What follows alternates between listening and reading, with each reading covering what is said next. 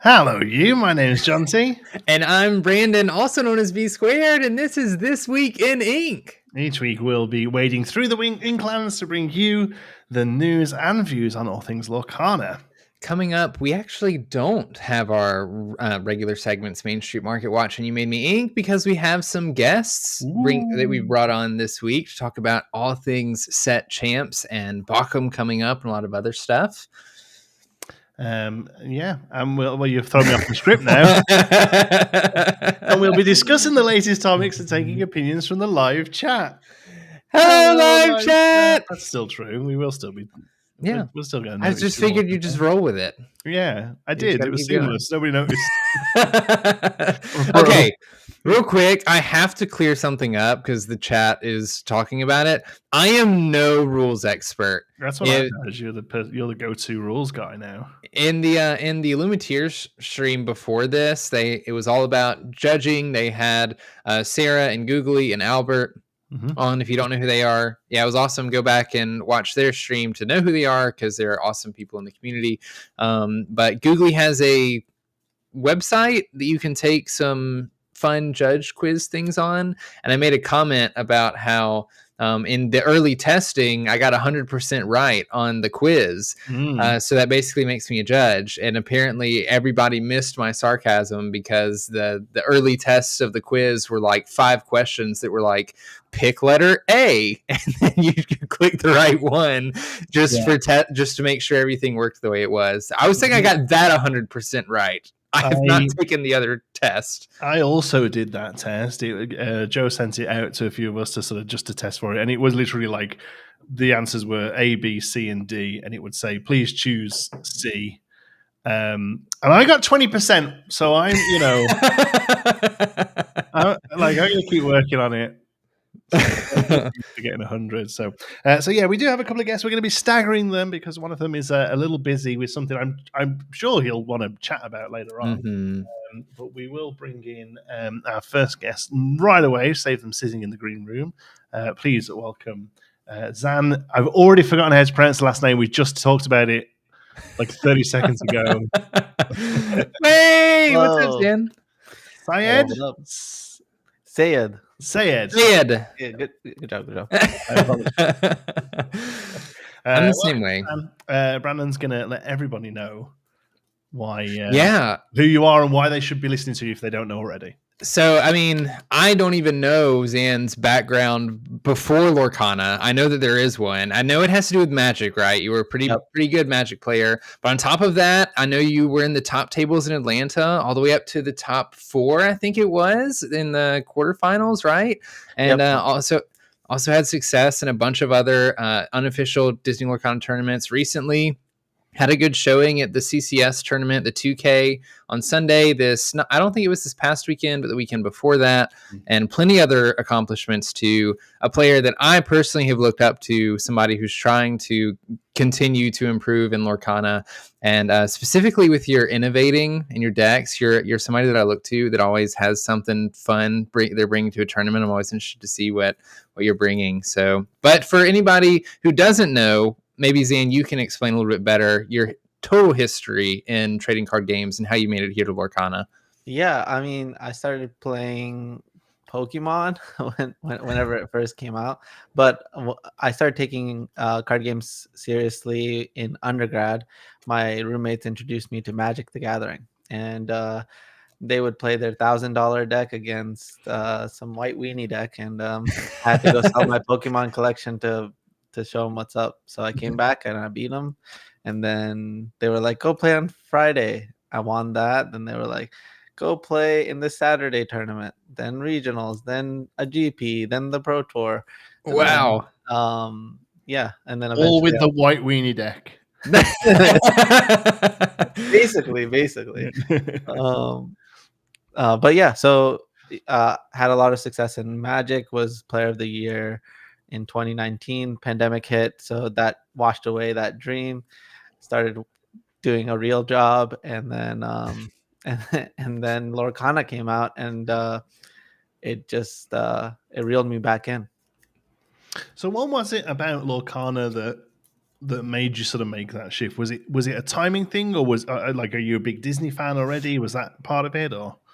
Yeah, I mean, I am a Disney fan, but I feel like I am. When you hang out with other Lorcana players, you're like, am I even a Disney fan? Because Right. I'm like, I love Disney, but I can't. I have a bad memory with names. That's like I'm famously know what every card does, but I don't remember the name of any card. Just because I'm like, I guess I'm like, oh, this is how it fits in the library of building a deck, and in Magic that's like really useful because there's thousands and thousands of cards. But yeah, I would say I am a fan, but not a fan compared to some of these other players. But it was enough to sort of make you sit up and be like, "Oh, cool, Disney TCG. Let's sort of look at that." That was sort of the beginning of it, or was it more of a like you saw gameplay and that was what dragged you into it? Well, in order for me to, first of all, the game itself was just like, like I was trying to get the Mickey from D23. I was trying to buy that, and I had heard whispers of what the rules were, and so I was looking into it. I was like, oh, this is better Magic. They like basically they basically took Magic, and then it's like, when like when math evolved into like, we have algebra and then algebra 2, and then like, like it evolved into calculus, and like I'm like, oh my god, this game just makes so much sense. It solved a lot of the problems that Magic had, and I was like, okay, I really have to dive into this. And I like the parameters that they put in terms of building the game. But besides that, I think that um, there are like pillars that like a TCG needs to have, like in order for it to be successful. And one of them is IP. So Disney's really important, right? People want to collect this and want to interact with this on a casual and competitive in any type of way that they possibly can. Then one of the other things was having an online client. I think is really important early on, because like I collected Pokemon cards, but I never learned how to play. But if a client existed back then, or like the Game Boy game was actually the card game, Yeah. I would have been able to learn much quicker. And so I feel like this game has been able to jump 10 years because of a online client. You can say, you're allowed to say the words. Okay, it's like Lord Voldemort. We always, like everyone really sort of pussyfoots around it, right? But yeah, it was definitely a big part of it. Yeah, but I think you're right with how IP definitely gave the game a runway that was perhaps a little longer than it. I don't want to say deserved. That's probably not the word, but it was a rocky start with like product release. Just how little there was out there, and it's not a Lorcana problem. You show me a TCG that's launched in the last 5 years that isn't impossible to get hold of, right? We still struggle at the store to get hold of like One Piece and stuff.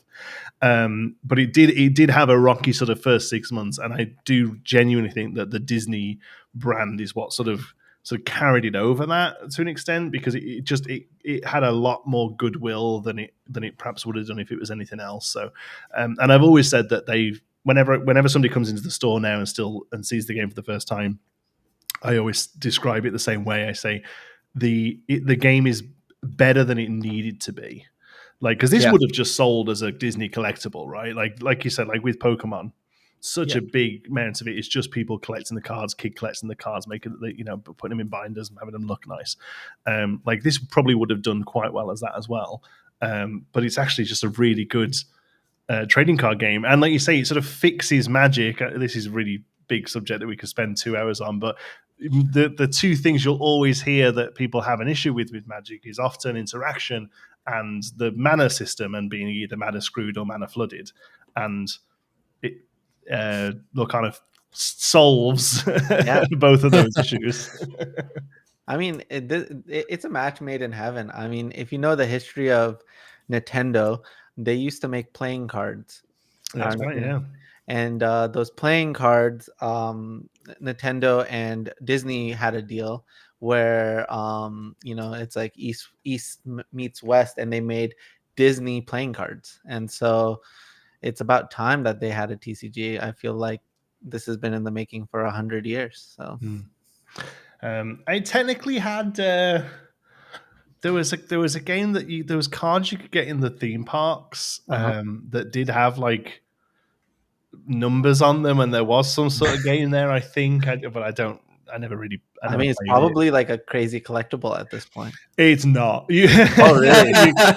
You can go on eBay and get the whole set for like $50 or something. I'm actually interested, just like as like a card game is a historian type. Yeah, it was called Sorcerers. Was it Mickey Sorcerer? Kingdom. Oh, that's what it was. Yeah, Sorcerers of the Magic Kingdom, and there was a game there. Like it had like an attack and defense on the cards, but also you could take the cards into the parks and hold them up at certain spots, and it was almost like an early QR code type thing. Whoa! And the cards would get read, and like a little voice clip would play or something. But it was. I mean, I only go to the parks every sort of half a decade or so, and it was in between two visits. It kind of came and went, so I never actually saw it myself. But it's kind of what it walked so as Lorcana could run. Let's say that. That's awesome. That sounds like a combination of like the Harry Potter wands. It actually came before the wands, I think. So 1937, Sorcerers of the Magic Kingdom. A couple of people in chat saying, I didn't realize this was a restream. It's not, and it's really annoying. I don't know why it's there. The thing in the top corner says restream. That's the software we use to do this. And if you don't pay for it, it insists on having its logo there. But I swear I paid for it because it ran out the last one we did these 2 weeks ago, and it was there. And I was like, I'll make sure that's working or whatever. And I really thought I did, so I'm sorry. I'm just being. Dang, the name of the company makes it even more confusing. Yeah, people are saying, people in the chat are saying, this is a restream, it's not live. No, it's live. We can see. We're live. We're here. Yeah, we're just ignoring chat. Sorry. So you got in the game and dug it. How sort of quickly then were you like, I want competitive stuff now? Like, was it just straight away you were ready for it kind of thing? Yeah. I mean, honestly, I felt a little over prepared for the game. It like naturally, I just naturally transitioned into it. If you guys have ever played Valorant, yes, it was kind of like the Counter-Strike players who started playing Valorant. I did feel like it was like I couldn't have like I couldn't even think of like a better scenario like this for a Magic player who retired from Magic. But at the same time, there were things that I had to unlearn because there are certain things that happen in Magic that can't happen in this game, and you have to evaluate it differently. Like, for example, every card that you draw is going to be a live card, and so changing your mindset about my opponent's just going to draw lands, and which are basically just forced inked cards. That scenario can't really happen. You're never going to get a break. Your opponent's going to draw something, and you're going to have to be prepared to deal with it. That's a different mindset. No sideboards. Cards that you can bring in for game 2 and 3, those don't exist. So you have to build in answers to specific scenarios. So I mean, all of these things I think were things that made the game better. And honestly, Magic at this point should probably put their ego aside and make a format that is closer to Lorcana. I feel like they have all the tools to do that. It'd make their game 1,000 times better. So I think Lorcana came along at a great time as well. Compared, like in Magic's history, there's a lot of people getting a little burnt out with Magic, not really happy with some of the decisions they've made. Interestingly, that Lorcana, an incredibly IP-heavy game, has been the thing that people have moved to. And one of the biggest problems with Magic for a lot of people is how much they leaned into IPs. But it's very different for a game like Disney's Lorcana to come along and be like, oh no, this is Mickey Mouse straight away, than having 25 years of lore in Magic, and then Magic suddenly being like, oh yeah, and also there's now Transformers and Jurassic Park and all that. Like I know that was a big issue for a lot of people. Yeah, I mean, I don't mind them collaborating, but the collaborating is masking a bigger issue in Magic, which is like you can clearly see that they're looking at a bunch of spreadsheets and they're looking at what cards have like higher than expected value, and they're reprinting those cards because people want them, but they're driving down the prices of people who've been collecting for a decade. And I mean, I sold majority of my collection in the like a year and a half, 2 years, and like if I look at how much my collection was worth, it's gone down like 35% in that time period. So if I hadn't sold, I would have lost a lot more. And it was really, it was tough because a lot of those cards I had an emotional attachment to, and I had to I felt like they were printing things at such a fast rate, and they're trying to meet their corporate mark or whatever, and they're like basically depleting everybody's collection. And so it's only a matter of time they get to like cards that they're not allowed to touch like the reserve list. We've already seen stuff like that, but yeah. Yeah, I mean, and then when you say they're not allowed to, I mean, they made the rule, right? Like at some point, whatever gets broken, if like you said, the corporate stuff shouts loud enough, So yeah, product bloat is a big thing, and I just think you see some people who are perhaps new to TCGs in general moving into Lorcana, and you always see it when a new set is revealed. And they're like, "Whoa, the other one's only been out 2 weeks." I'm like, "Well, first of all, yes, this has been revealed for August. This is actually 3 months away still, or whatever." But also, oh man, 4 times a year. Take a look at Magic and see how often you have to look at new stuff. 4 times a year is beautiful. It's just about right, in my opinion. It's perfect. It ties in with the quarter. Yeah, it's quarterly, so like financials are happy, but also I just feel it's just about right. I don't know if you follow Star Wars Unlimited much, but they do I love Star Wars Unlimited. It's a really solid game, but they're doing 3 a year. Yeah. And yes, they've also had trouble with product availability for set 1, but I do also feel that 4-month cycle, it's just a little too long. Like I'm seeing people get like really sort of dropping off now, right, waiting for this new one to start. I think that 3 months is like the magic number. Yeah, it is. Star Wars is one of those games that I'm hoping that will pick up, and like it's shocking to me that like there was a point in my life where I was like, I'm only gonna play Magic for the rest of my life. I'm gonna play it in retirement. I'm gonna play it my whole life. And then now I'm like, oh my god, there's 2 games, 3 games better. I'm like, okay, One Piece is better than Magic. Star Wars is better than Magic. Lorcana is definitely better than Magic. It's like crazy. We're like in a renaissance right now for TCG. That's what it feels like, because it's coming from somebody who has played card games growing up, but having never played Magic. Like I've played Pokemon, I dabbled in Yu-Gi-Oh when I was younger, played Hearthstone, Legends of Runeterra, a lot of digital stuff.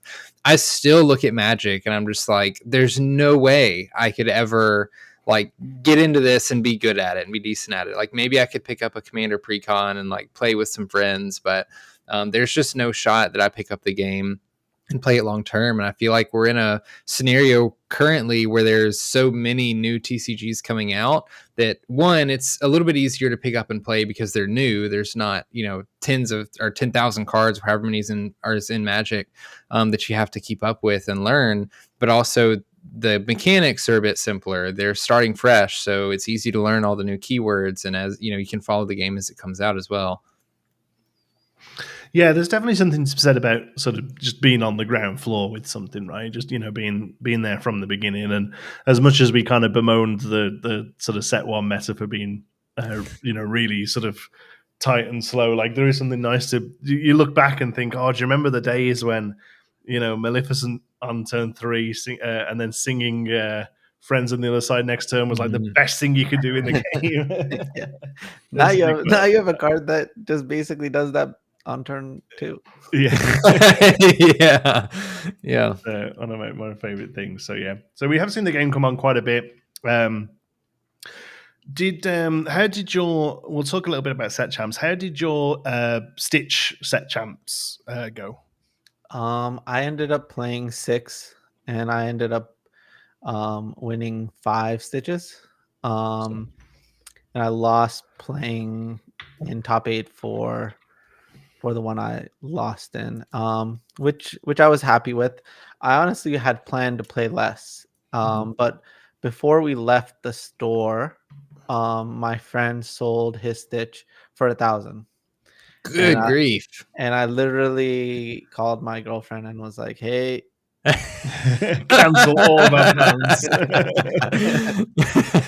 I mean, I love playing Lorcana, but now, like, it's with my skill set, I should use it. Yeah. And, why wouldn't you? So I tried to play in as many as I could. So 6 was the number I could manage to pull off.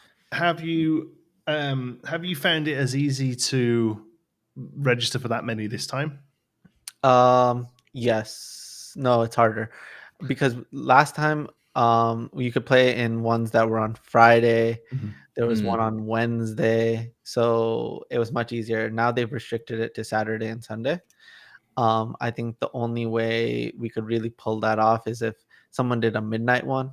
But I don't know of a midnight one. But I would go play in a midnight one if there was one. Is there whether enough people would? Yeah. I'm not sure. Because it works out. It doesn't actually work out that many fewer days overall. Because it's all the weekends in July this time. So technically you have like 8. You could do 8 if you were lucky enough to have that many stores around you that had all picked different days. You could technically Saturday, Sunday for every weekend in July.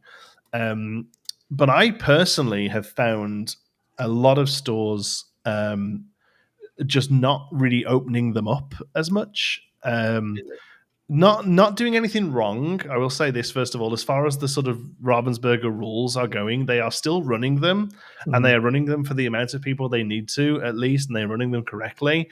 But I know of like 4 or 5 stores that me and my sort of local team have tried to get into that we all were able to last time, and this time we've called them up and be like, "Hey, you haven't seen your set champs sort of get advertised yet?" And they'd be like, "Oh no, it's full." I'm like, we haven't actually seen it go. Yeah, no, it's well. And I think a lot of them are just sort of keeping them to locals or keeping them to regular players or whatever. And like I say, that isn't actually technically against the rules, but I think a lot of places were maybe a little shocked at how competitive they were and how many people were willing to travel. I mean, I drove like 2 hours for some of them. That makes a lot of sense. I will say, one of the stores here did something unique, and I actually liked that.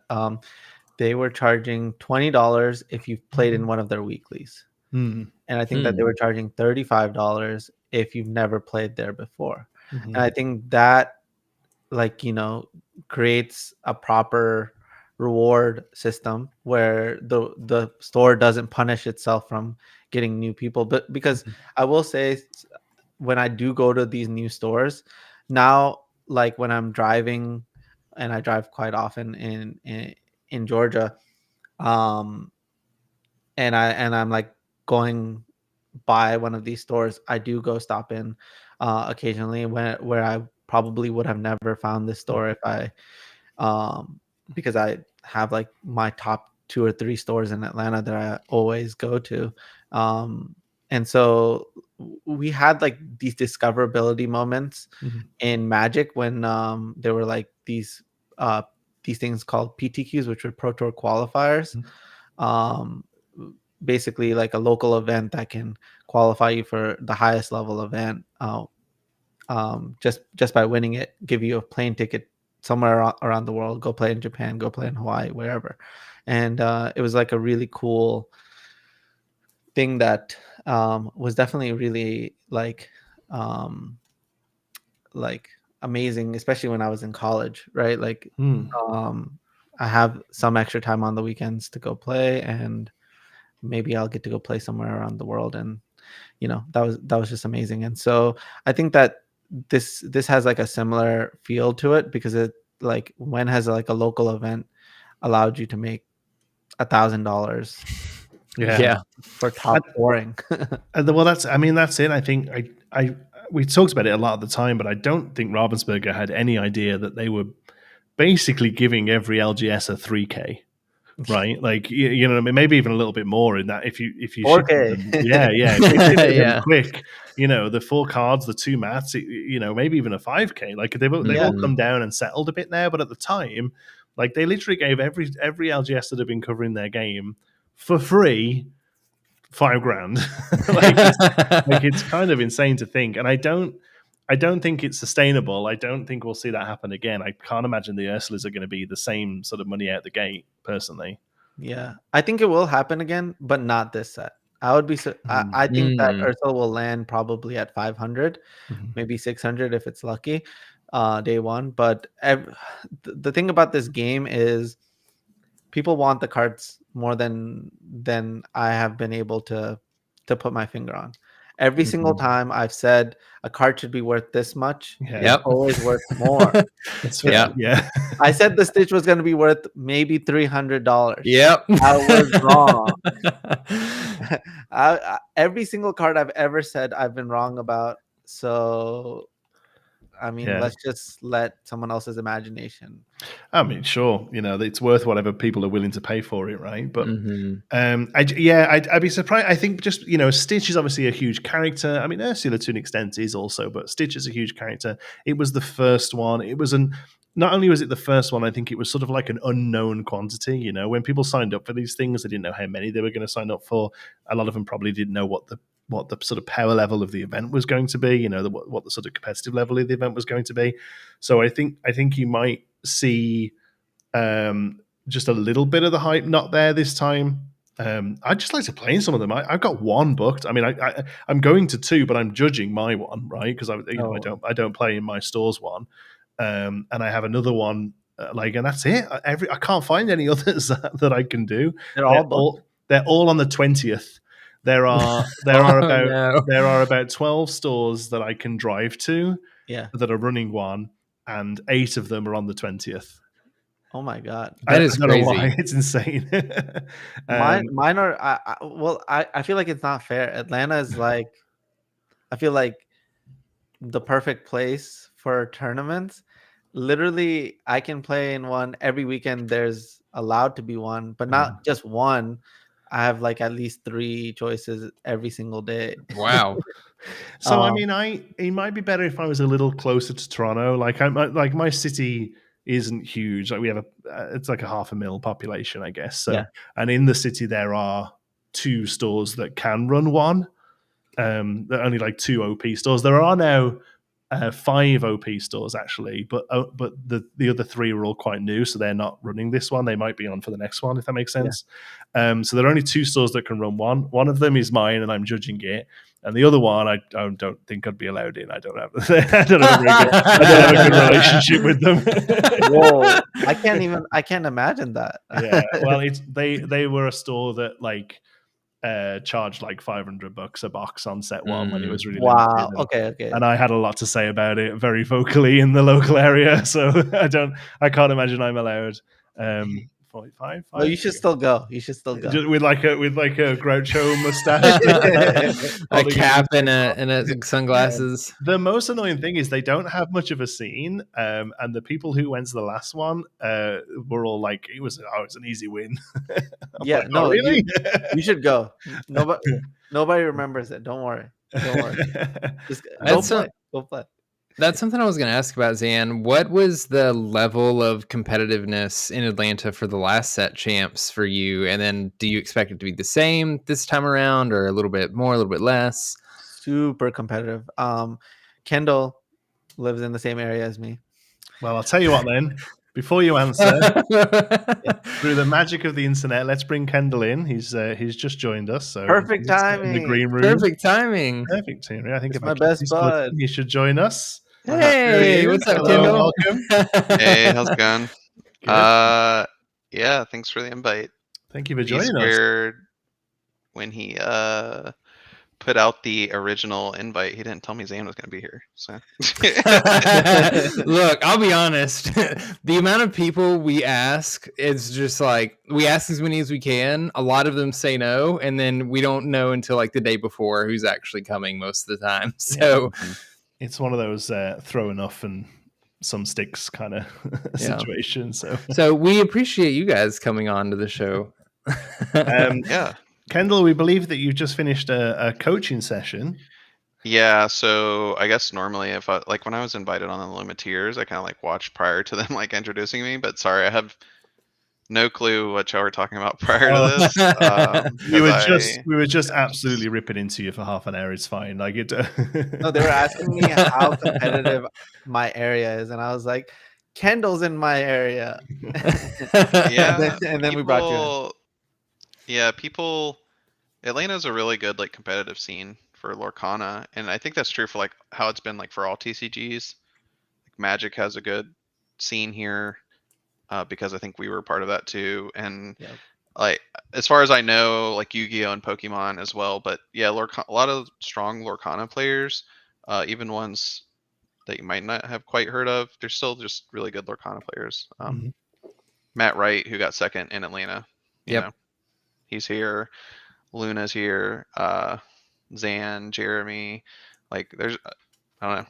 It's kind of tough where you go. So some people like in 20 lore or something, they make jokes that Zan and Kendall are just steamrolling Georgia, but no, it's like it's pretty decent competition. So the best part is that I feel like let's say Kendall wins a tournament and like I saw someone lose horrifically to Kendall, they still show up to the next tournament. You know, like they're like and they're improving. And so I think that Atlanta's going to continue to grow, and you guys will hear way more names from Atlanta just because people are not willing to give up just because they lose to us.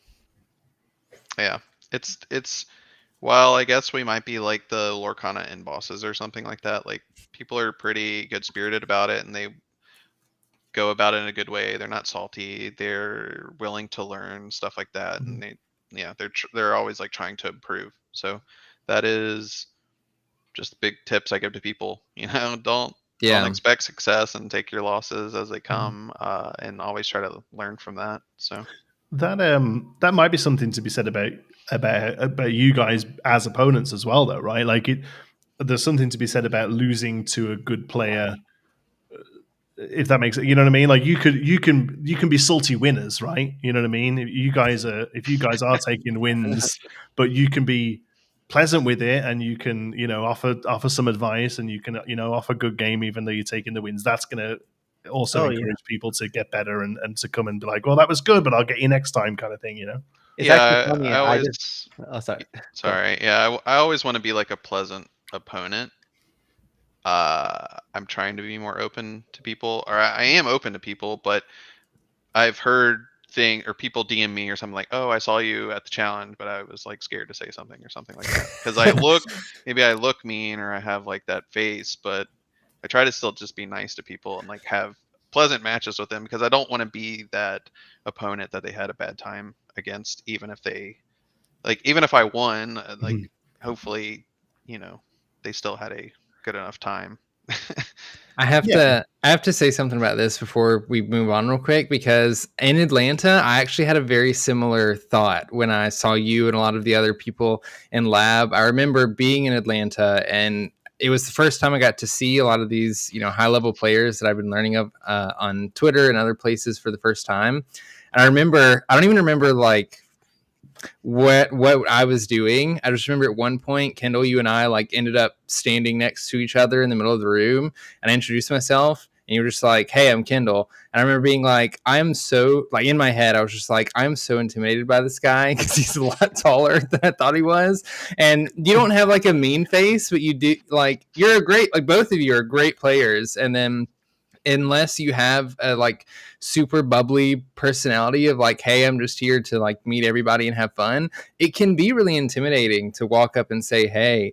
And so I really appreciate, I've heard a couple different high level competitive Lorcana players be open about like, just come say hi. Like, I'm, you know, I want to be nice to everybody. I want to have fun with my opponents. Like, regardless of where we sit as competitors, you know, it's important that everybody's welcoming and having a good time. So I really appreciate that. And I think it's something to continue to do and highlight and say, because I know there's a ton of people that are newer to the game or aren't as experienced in TCGs and would love to have conversations with a lot of you guys. And to be open about it, I think helps a lot in people being able to approach you at these DLCs that you're going to run into a ton of people as well. I agree. I think we have to remember that we're playing a Mickey Mouse card game, right? Like, you know, like nobody should feel intimidated about saying hello to anybody who they think is cool, right? Just go over and say, be weird with it. Be like, I think you're cool. Like, it's fine. That's awesome.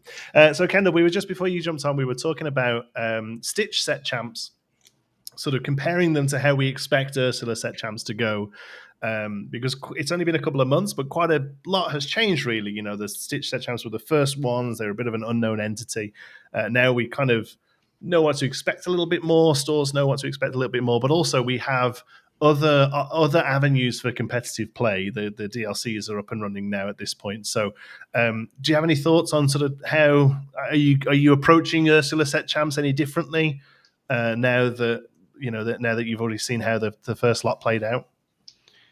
No, not me in particular. I had a certain expectation going into them. I thought they would be ran maybe a little bit more competitively. The first one that we did at Gubu, like, they had a judge, which I thought was great, but some stores might not be able to do that.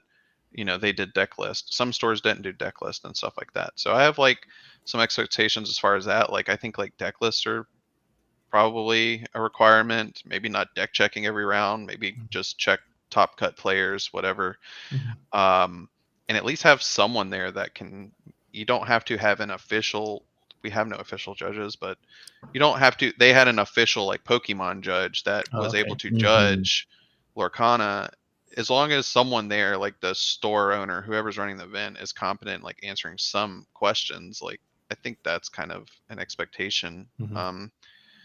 But I did, going into the first ones, I just thought that, yeah, they were going to be pretty competitive just because of like we brought that up, our scene.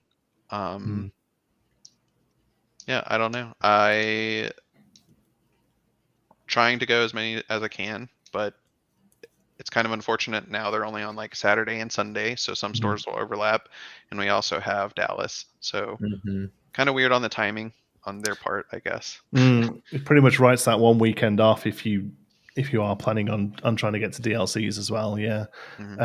Have you found it, other than the timing issues, have you found it easy still to sign up to them? I was just saying beforehand myself, and I've heard rumors online as well, and people saying it online as well, that they've found that some stores are a little bit more sort of closed off this time and running them sort of more internally for regulars. I've heard that. I'm not quite sure I've heard of many Georgia stores doing that. But I have seen the things like, you know, I have seen on Twitter and stuff stores saying, we're just going to do it to like our league goers or whatever. And that's kind of perfectly fine. They want like their regulars, you know, to like have a tournament amongst themselves. I think that's fine. At the same time, there's some of us that want to play in them because we just want to play in a competitive tournament, and I don't necessarily have the time to go to every, you know, league. I would love to drive an hour across town and go to a league sometimes, but it just doesn't make sense. And especially like in a time like this, like coaching a lot, so I'm just stuck in my house and I can't even go out to league. Not that that's like a bad thing either, but I think it's fine if stores want to do that though. I think there's, based on where you're at, Georgia has plenty enough stores that if a store did that, I'm not gonna make a post or something about them and like call them out. I think there's another store you can probably go to in Georgia, but some places might not have but a couple stores or something. Yeah, it's locally here. It's been a little trickier. Again, you're not going to. I feel the same way as yourself. Really, I would like to play in them, but I totally get them wanting to have their regulars have a better chance of getting the cool thing. Like I get, like you can think both of those things are true, right? Like, Yeah, I see both sides to it. Yeah. Like as a competitive player, I see it as an open entry tournament. Everyone's paying the same entry, same chance at the prize. At the same time, I can also see how it'd feel bad if you have a bunch of competitive players show up to your store and they didn't have a chance at winning one. So it is what it is. I guess you kind of have to cater to both audiences. And I not try to get. I'm pretty chill, so I don't want to get too upset about stuff like that. There's other things to worry about for sure. Sure. Have either of you? Do either of you feel like set champs have taken a bit of a backseat now that the DLCs are here? For you, like is the amount of like brain energy you're spending on set champs not a concern, or are you considering them to just be sort of like practice runs for the DLC? Or I mean, we don't have Pixelborn anymore, so like we gotta practice our ideas somewhere, and I think that Pixelborn didn't let you practice in paper, and these tournaments do. So all of them are just practice for the challenge, and now nationals. So I mean, I don't mind losing every challenge if it means I get to win nationals. I would definitely give up any. It's easy to say coming from players with invites already. Yeah, I think so. Like I said, I'm still planning to go to as many as I can before, and even I think we have the weekend after Dallas. Again, because no online play, I'm not trying to play webcam games. I'd rather play in person. So I am using this as practice for Dallas, and just get a chance to play in paper.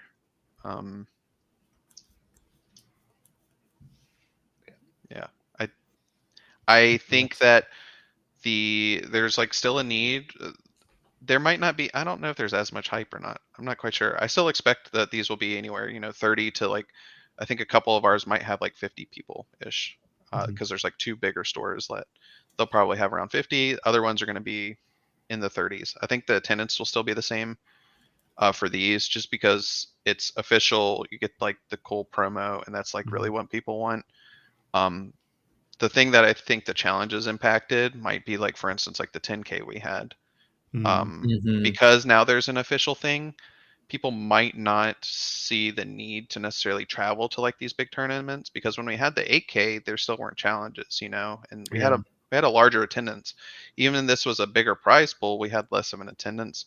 That might be because of the official tournaments now, but that might have also just been a timing thing, because we had Atlanta, then 2 weeks we had Chicago, then 2 weeks we had the 10K. So it might have just been like two back to back for people. But yeah, I think there will still be some hype behind set champs. It'll be interesting. I got that cool trophy last time. Like if I can get another one, I'm not expecting for the same run. It's like more nervous for me. I'm like, oh gosh, I got to perform again. I won 5 of them, so if I don't win 5, I'm not gonna get that cool trophy. You got this, dude. I believe in you. It'll be interesting to see if once the DLCs really settle in.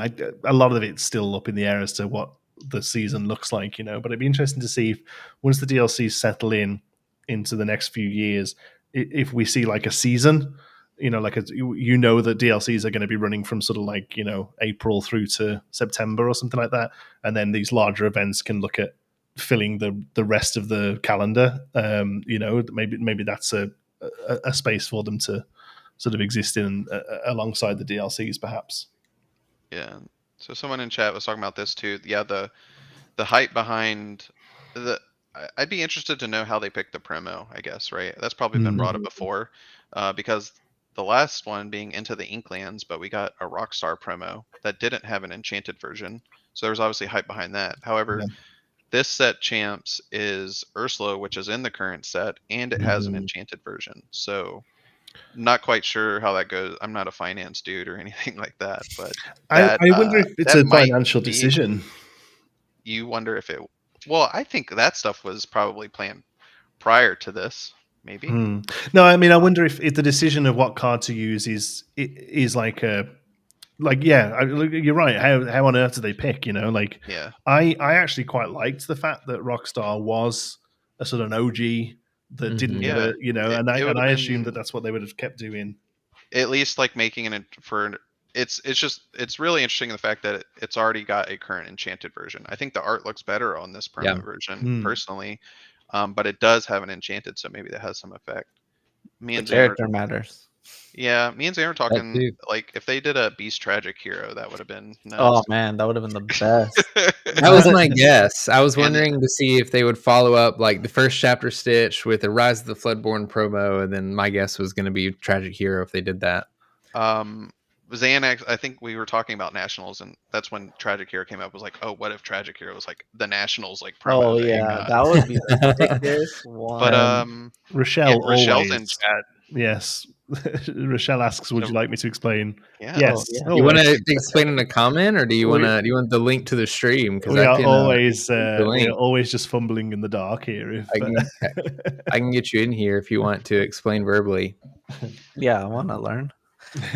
but yeah, it's a very difficult thing, I imagine, to pick what does well. The reason I liked the Rockstar so much, I think, was because it felt like they'd let the game have some time, and they were able to see which cards are resonating with the community and pull from that. And I was like, and I thought that was a really great way of doing it.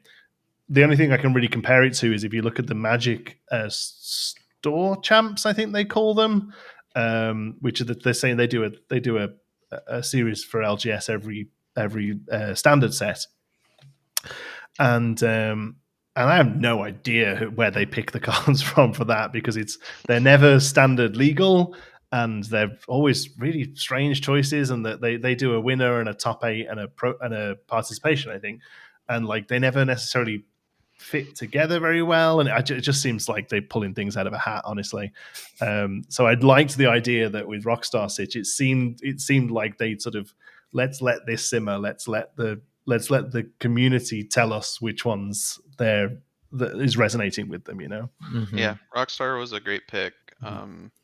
And like I said, I like the art a lot more on this Ursula, so I'm not upset about that. But yeah, it'd be interesting to know how they go about picking which ones. And really, the part of it just, every store gets 4 of these and that's it. So part of it doesn't really matter what it looks like. There's just a rarity level to this card that's going to make it always, it's always going to have some level of obtainability. So, but yeah, it'd be interesting to see if there's thoughts on that. Whilst we're waiting for a reply back, Brandon, is there anything you want to do? Yeah. Well, I wanted to ask specifically. So we've mentioned a couple times already in the stream that Pixelborn is gone. The majority of players' ability to play the game, practice the game, especially against higher level players, has gone. And unless you're going to something like webcam, or you're playing Tabletop Simulator, or a couple other resources available, it can be difficult to practice and learn and get better. And not everybody has access to like a team. Some of us just have locals. Some of us don't even have that. But I remember just how important it was to, I'm going to say, casually competitive players in the first set champs. I feel like it's a great opportunity for people to build confidence as players, to go in and try to do well, and see where they need to improve and whether or not they're good enough to make these top cuts or do really well.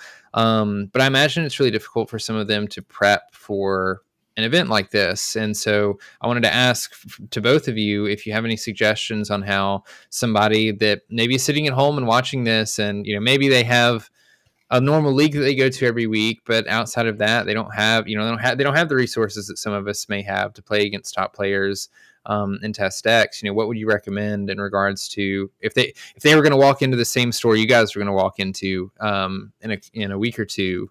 How do you suggest they practice and get better? I mean, coaching seems like a really great option, and I mean, Kendall's been coaching at the wazoo nowadays, and I would say coaching is a way that you can catch up. The other thing that I recently started doing was tabletop simulator. I think that's another good option. I was thinking about this exact thing, and I was thinking that I posted like a video today about like my first tabletop simulator video, and I was thinking that I would potentially pick someone from the comments to play with tabletop simulator, and I wanted to have a variety of opponents, and I was thinking about this exact thing. Hey, if someone wanted to play against me, it would happen on Pixelborn naturally if they climb the hardcore ladder enough. But now that's not really possible. So maybe some people will be interested in that. And so, yeah, I think that tabletop simulator seems to be a good way to view it as well. So I think watching videos and seeing how people make decisions is the most time efficient way to learn. But other than that, honestly, Pixelborn used to even the battlefield. It didn't make better players that much better. It made it so that everybody had like that opportunity to practice and put in the hours and to surpass the good players. And now that that's gone, it's kind of like it feels like I've already started to notice in tournaments that people are missing some basic things, and players like Kendall and I are getting to take advantage of that. It seems like it's sort of the players are definitely becoming more sort of siloed now. Like you'll see more and more just sort of teams working with each other, and I think that's going to be something that we see moving forward. I think that's something you notice in all TCGs that don't have that sort of accessibility of a digital client, official or not. Yeah. Kendall, do you have any thoughts on that? Yeah. People on competitive teams or in like competitive groups probably have a little bit more of an edge now as far as no online play. But practicing, getting ready for set champs. Yes, Zan mentioned coaching. You don't even have to play online though. Like, go up to your LGS and just jam games all day if you can. I know it's on the weekend, so yeah, go out to your league or whatever. But also, there's a lot of content creators. They put out a lot of content like just on YouTube. Like, you can go through that stuff because they give great suggestions on deck building advice, or like a lot of content creators doing like, this is what I'm taking to my first set champs. And if you're playing that similar archetype, you can like mimic that. Not saying go ahead and just copy paste that, but like you can use that as a good reference. Maybe make sure you're not like too far off. Yeah, and I think the first set champs was great in the fact it kind of bridged the gap between like casual and competitive. There were competitive players, but that gave them something to do prior to us having challenges. But there was also, it gave just the people that went to leagues like a good chance, or like a glimpse at like competitive tournaments and what they can actually be. And like even in some cases, like they won some. So I coached quite a few amount of people prior to set champs where this was their first TCG, and they were able to win a few stitches. Maybe they didn't win the whole thing, but they top forward kind of thing. Yeah. I think having the playing the game is like the biggest. Just play the game. You'll get comfortable enough with your deck for sure. I can only speak personally, but I can't think of this word.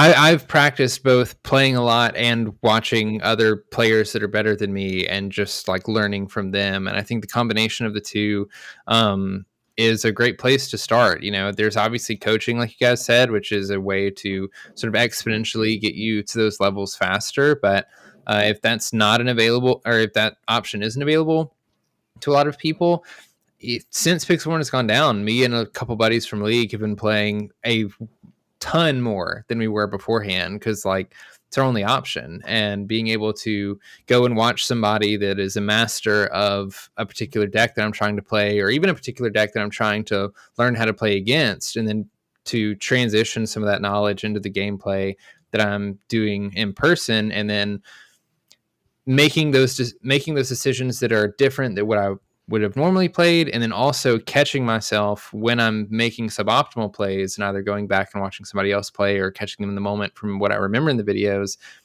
I mean, I feel like I've leveled up multiple degrees just doing that, like watching players who the best players in the world play this game and asking questions on why they inked this card and played this card when I thought instead they should have done this. Yeah.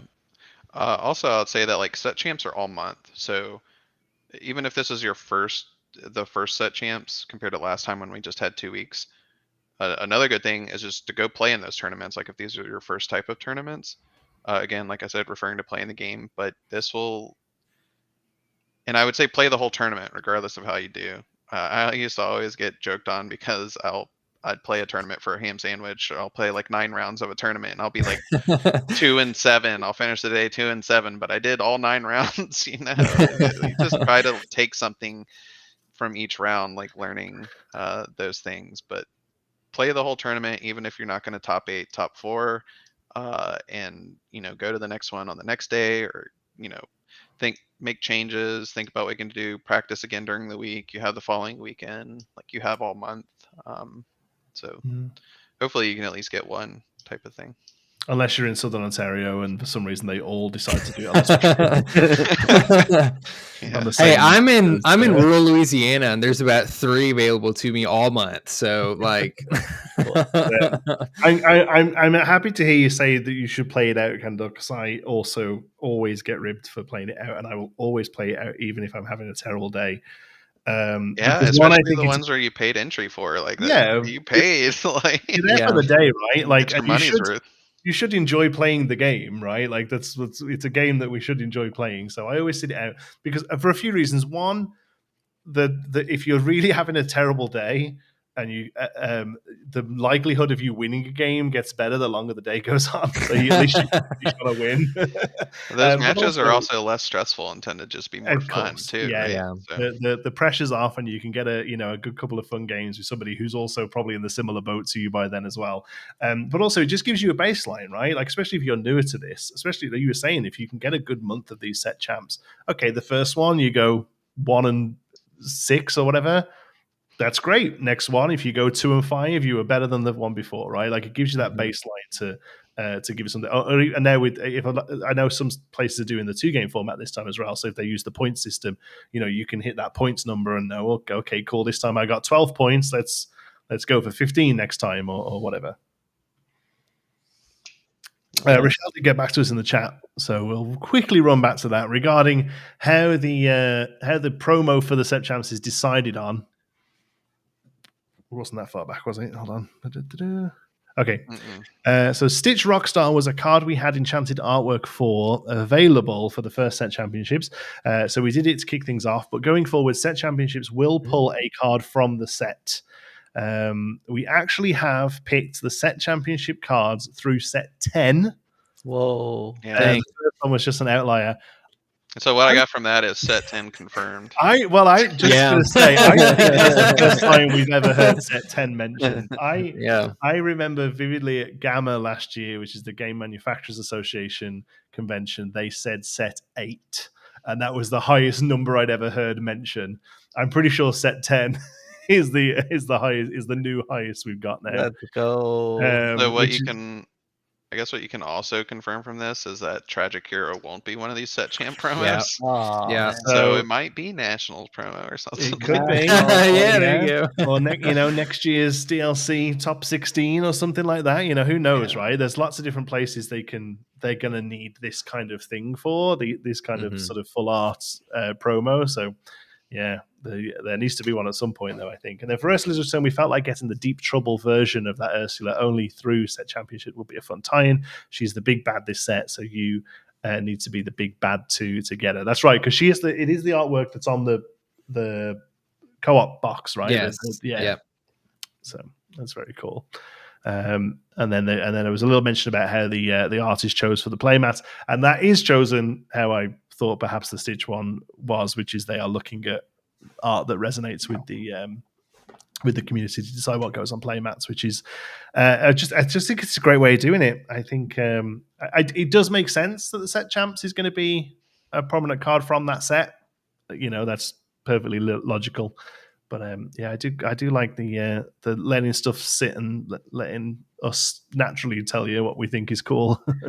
The winner of National should get one of the co-op Ursula cards as a 1/1 that you can cast.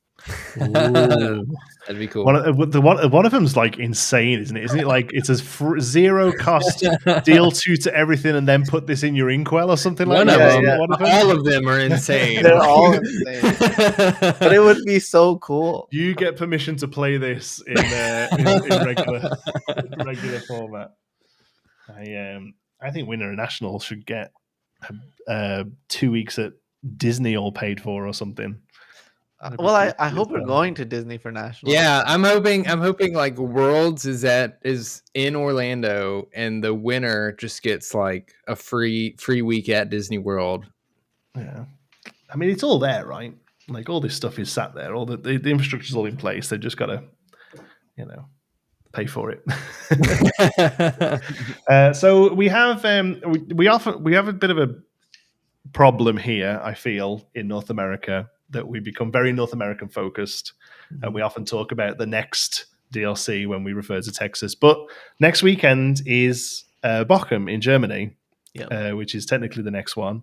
Is that something you guys will be watching, paying attention to? Is that is that on your radar just to see for meta reasons? Yeah. Yep. I mean, Well, it's definitely gonna be the same meta attention. for Dallas. So It will be the same.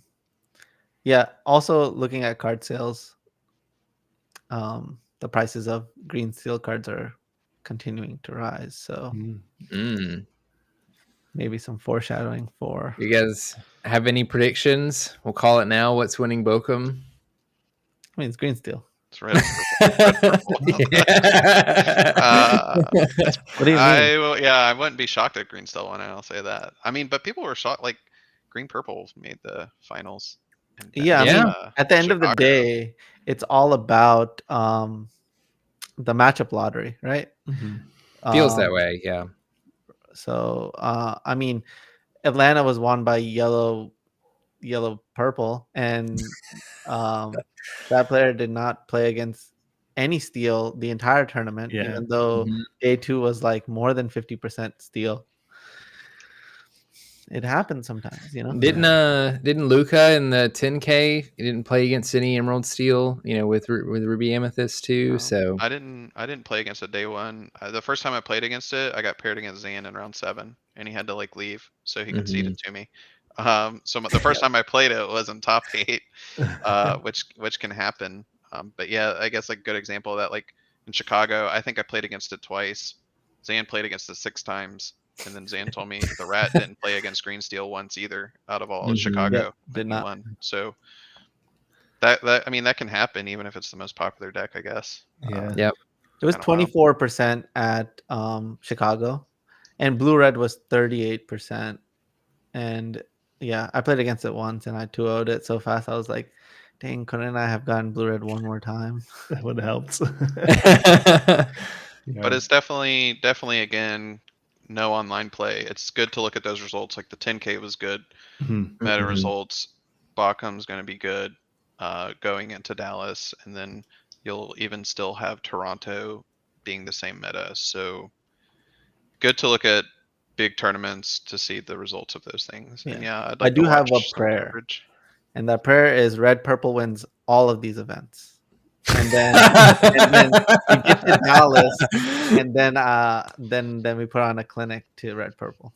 I was about to ask, how much weight are you guys putting into what I'm sure we will get is a tsunami of set champs data on what's winning all of the set champs over these past couple or for the couple weeks? The set champs are like, it's okay as far, I don't know, as far as like data, because they are like 30 to 40-ish people. I tend to not look at those tournaments as much. Like if I ever went on like the resource like Ink Decks, I kind of look at like tournaments maybe over like 60 something players. Because it's like 64 or something. That's like 7 rounds at that point. Yeah. So I would look at those kind of like more. The smaller ones, you know, one of the smaller tournaments, if it's like 16 person set champs or less than 30 people, try not to like, I mean, yeah, you can look at it, see like what the decks are doing, but if you saw, you know, purple green items like win a set champs or something, you don't run out and build it. maybe, but yeah, there's, you know, you have no clue as far as like what those stores metas are and stuff like that. And like in those smaller pools, the quality of player, for want of a better word, as well, right? Like, sure, there might be 20 people there, but it might be the 20 people who play every week with a starter deck, you know, and they're all just, you know, piling in. And not there's anything wrong with playing that way, but if you're just looking at data for competitive meta, it might not be the way to go. In terms of deck building, you can always learn a lot more from a bad player winning a tournament with a unique deck than you can with a good player winning with a unique deck. Bars, writing that down.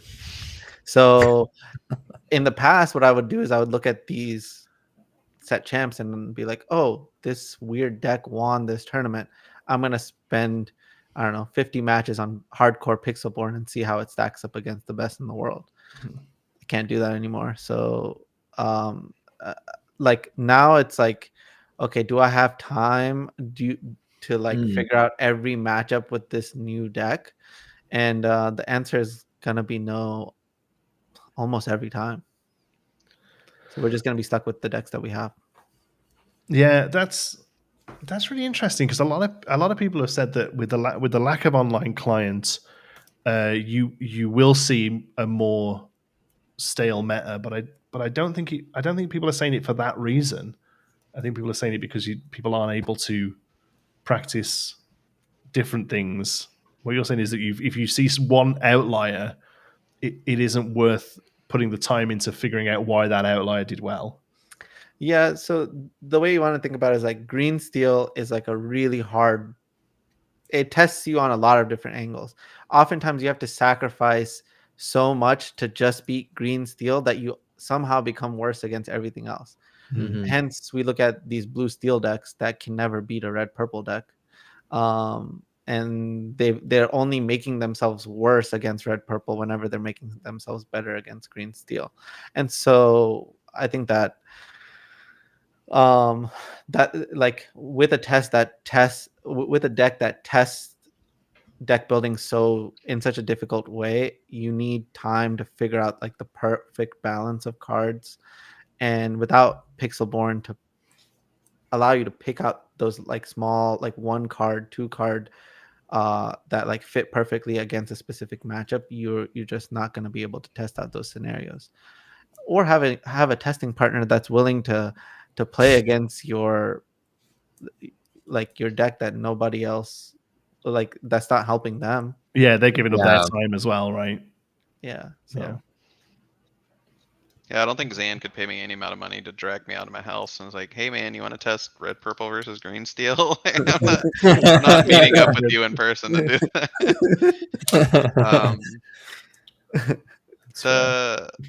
But yeah, I think red purple will win Bacchum because I know George. I don't even know his last name. I call him Goog. Yeah, I know who you're talking about. He's on the Forbidden Mountain. He top 16 Chicago with red he's a purple. buff guy. Really good. Yeah, he looks like a little mini fridge. He is taking red purple to Germany. He's like the one American player I know that's going to Germany. So that's wow. yeah, maybe an American one. I mean, That would there's be some nuts. there's some killers over there. Moyen, if Moyen's playing, Yeah. Yeah. So you also, I guess you mentioned that we got like American brained or North America brained, Mhm. but because we have like more challenges. But the one thing I saw like on Twitter recently was, and I don't think we still had this in America. They had like that influencer day. Like they've done like the little influencer Yes. set champs. Like why Yeah. don't well, like if Rochelle is still in the chat, maybe like why don't we have please, why don't we have that? I That'd be wish. cool. I'd go anywhere. I, There's not. We can't say things about yeah. that. Oh, No, so y'all sorry. know the No, answer. sorry. That made it sound like we did one and we can't talk about it or anything. Oh, no, we can't. I'm No, joking. no. I'm joking. There's an answer to that question that can't be shared. Yeah, I don't okay. think. Yeah. Oh, cool. The other thing I will say with that sort of stuff as well is that there is nowhere in the UK that is more than 2 hours away from London in a train. So being able to pull every influencer that's in the UK to London for the day is incredibly doable compared to what it would take to pull influencers from around the States and around Canada. Yeah, like Just do it in around Georgia. Canada, there's like 3 of us up yeah, here, but you know, Atlanta's a great place. yeah. So, but yeah, there's. Let's talk about something else. I'm trying to get myself into We can move on trouble. before Jonti gets in trouble. I didn't know this was an issue, but yeah, I thought about that today when I was like looking at Twitter and I saw that. I was like, they did this last time. They got to play like an early set Yeah. champ and stuff like that. And I was like, what? It's really fun to see them do that, but yeah, I wish NA had a version of that too. Just it's hype, you know, seeing all these people, you know, playing in set champs, seeing who's better than the other, you know, putting content creators against each other. I don't know, it's fun. Yeah. But yeah, no, I'm looking forward to seeing Bochum. They talking of which, Elmeister. Sorry, not Elmeister. Elmeister was at that press thing, but no, Baker, Lorcana villain, and Spessy were both there. They're both casting Bochum again. They're also being joined by Ross this time as well, the Wassy. So that's gonna be a fun stream to watch. I'm interested to see how they do it. It was quite a different setup, I think, from the EU team to what we've been doing in North America. So it'd be interesting to see if they've made any adjustments as well. But yeah, I'm excited for it. The new commentator for EU is a Pokemon commentator or something. Yep. Yeah. Well, I mean, like, there so on with YouTube, he covers. He has a big Pokemon channel. Like CG radio. Yeah, big, like that's his main thing. But then he does have a second channel that just does like general TCG coverage. So he does cover Lorcana on there. It's mostly just sort of like product releases stuff. But yeah, what he lacks in Lorcana knowledge, he makes up for in sort of he's a caster long time. Yeah. So yeah, he's casted very large Pokemon events in EU multiple times. So really cool dude. Yeah. So I'll be interested to like get to watch some, I guess, kind of like live, because I went to Atlanta and Chicago, so don't get, I'm playing in the tournament.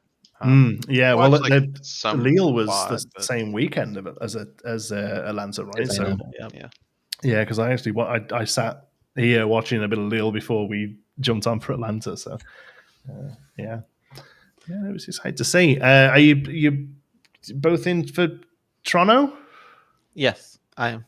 I didn't try. Oh, okay. There's like a couple reasons. I didn't want to necessarily fool with renewing my passport because I'm just kind of lazy. I didn't want to play a third challenge in the same meta. Yeah. Not harping on the meta or anything. It's just, 3 challenges on the same meta kind of thing. I'm already queued, so that was another factor. And then also Vegas.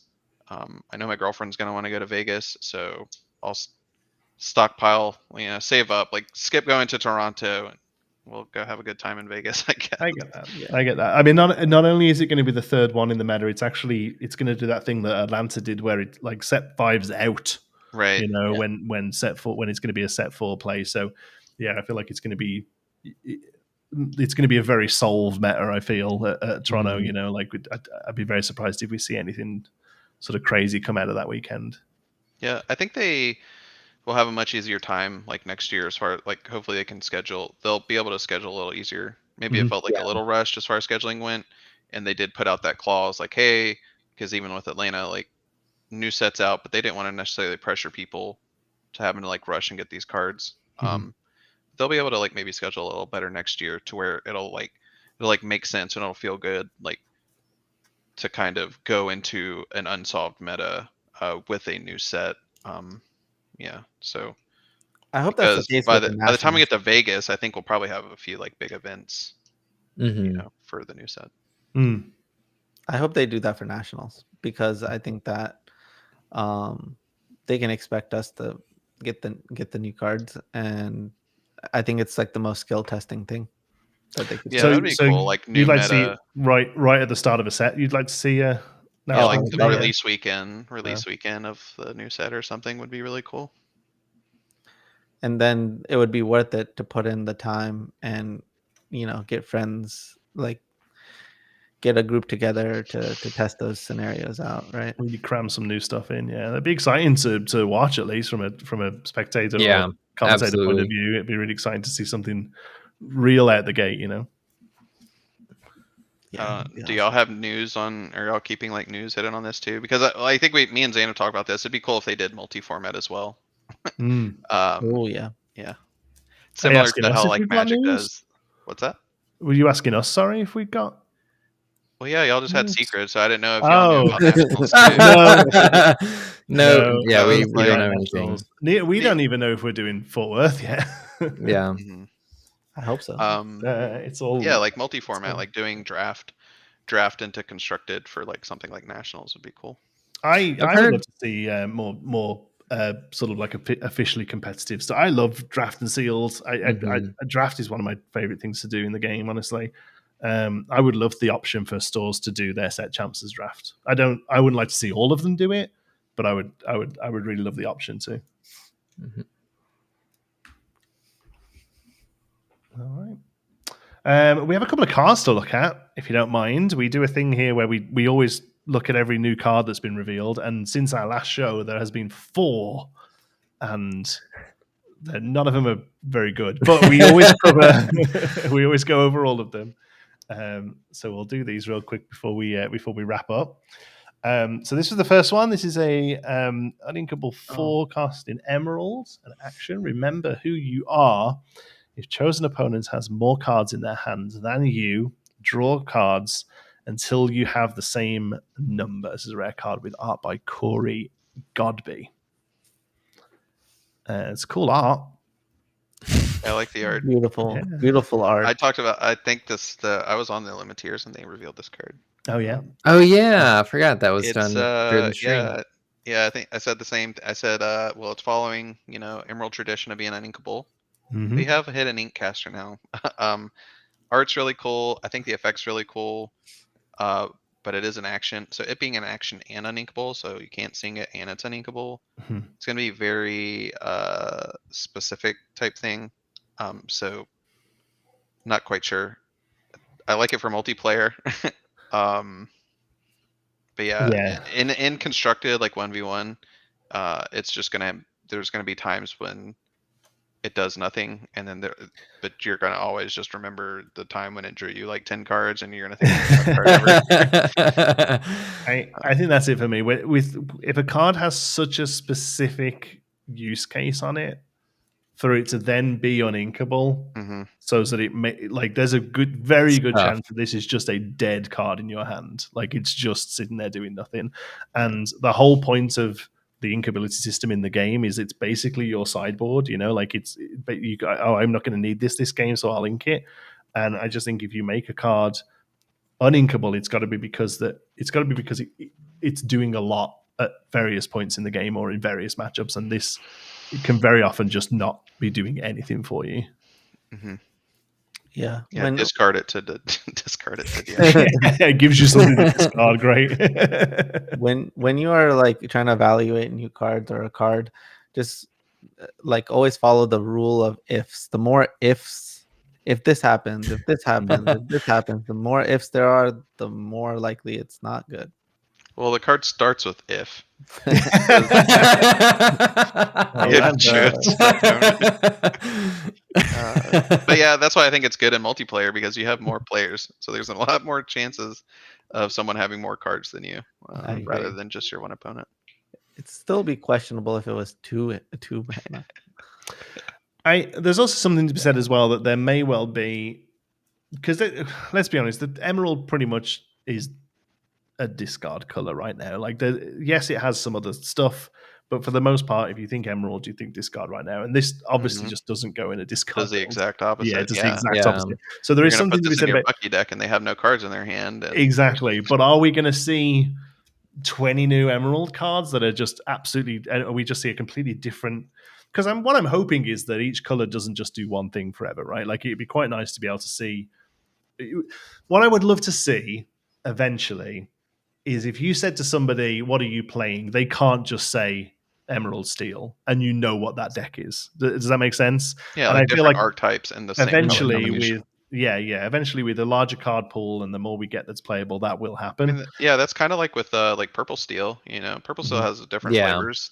At least in the last set, there was Purple Steel Jafar. Mhm. Like you had the wheel combo, and then you had like a more aggro low to the ground combo or Yeah. low to the ground aggro deck. What do you And then mean? you What also about had like a brooms? mid range version as well. What was that? What do you mean brooms?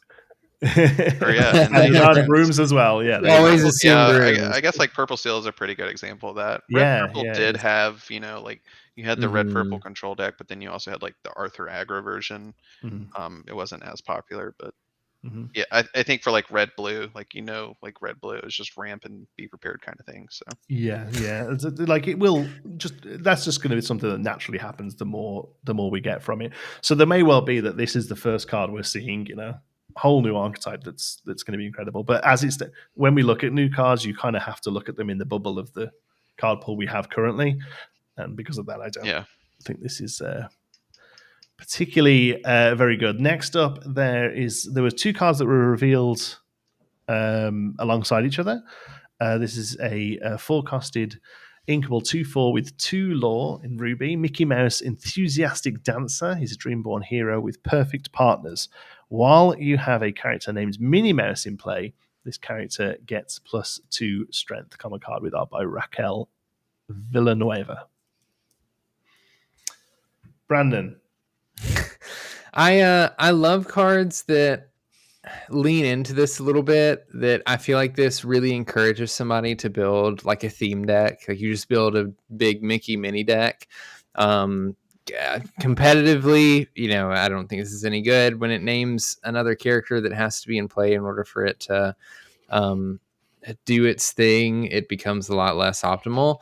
But I'm waiting impatiently for the day where we have enough cards in the game where there's a couple of these theme decks that can rise up, and they don't even have to be competitive, but like we've seen this with Flotsam and Jetsam, right? And I get excited to see cards like this because I think being able to build more fun casual decks that you can either play multiplayer or like play with your friends or people who maybe have starter decks or don't care as much about being competitive in the game is fun. So using the rule of ifs, if you have Minnie Mouse in play, this isn't a terrible. It says while. while equals if. This isn't a terrible card, I don't think, especially with 2 lore. But you got to play a lot of minis for that to happen. So I would pick it in limited. Yeah, this is a fine body for limited, right? 2/4 with 2 lore, sure. I am so glad. I don't mind that this card exists, and we'll look at the mini in a moment, but it is any mini, of course. I don't mind this card exists. It's not a competitive contender as it currently stands. I am so glad that this isn't the game, though. There was a part of me early on when we only had a few cards and we were learning what the game was. There was part of me that worried that the game would be a lot more of this kind of stuff. Right. Mickey wants minis, and Pongo and Perdita needs to see all the puppies out. It could have been very easy for the game to go that way, and I'm very glad it doesn't. I'm very glad that the game plays more like a traditional TCG and plays well. So I'm fine that some of this is existing. I'm glad that it's not all we get. But it is. It's Diablo and Bucky. But if Bucky was Maleficent and specifically said Diablo, I know. Bim and Merlin. yeah. But Bim and Merlin, no, Bim and Merlin don't look at each other at all, though, right?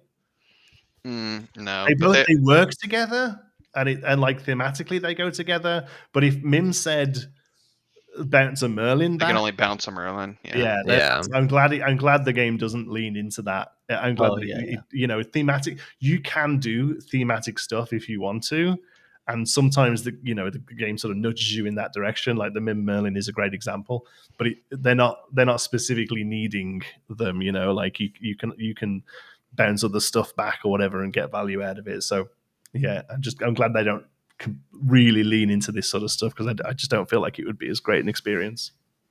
Yeah, we get to write like a new story with every game. It's kind of cool. Like, it's like open enough. That's a very poetic way of putting it. I like that. Yeah, but yeah, otherwise I would, it's a common 2/4 with 2 lore. I think it's pretty good and limited. Brandon's going to take Minnie Mouse as soon as the screen changes. There it is. Sure. We've got Minnie Mouse, Dazzling Dancer, and an Inkable 3 cost with 2 strength, 4 willpower, and 1 lore. Dreamborn hero with the ability Dance Off. Whenever this character or one of your characters named Mickey Mouse challenges another character, gain 1 lore. How do we feel about the challenging and gaining lore that we've seen? And this isn't the first card that does this, but in general. My question is, like, is Minnie Mouse always going to be stronger than Mickey, like in every set? It just feels like it. Every time I'm just like, yeah, Minnie Mouse, way stronger than Mickey. Yeah, we've had like really good. I mean, even the 1/3 Minnie Mouse, we haven't had I don't think like a super playable Mickey. I can't think of one. I played a Brave Little Tailor like as a one of like in set 1 or something. The most playable one is the detective. Oh yeah, that's right. Detective sees a lot of play. It's yeah. And actually, Mickey. I'm assuming we're saying which Mickey Mouses are you playing with this? Mickey looking for minis is, I think, more playable than minis looking for Mickeys as it currently stands. Actually, yeah, there's more minis that I'm impressed with. Yeah, minis way better. So this is this uncommon? Is this the uncommon? Yeah. I mean, it's a different rarity, but for instance, like the same effect is on Shere Khan, and he doesn't have any claws of. I mean, this is this character or Mickey Mouse challenges, and Shere Khan does the same thing for any character. Yeah, I think, right? Yeah. But yeah, it's just a difference in rarity. So again, I think it's like a cool thematic thing, like you said, more of limited. I don't think these are meta defining cards. No. Do you think it's a conscious decision to not make the Mickey Mouse cards the best cards? Like, for me, it kind of amazes me that the one Mickey that sees a bit of play is the one that the Ramp the Detective. Like, some of the best cards in the game are Hiram Flaversham.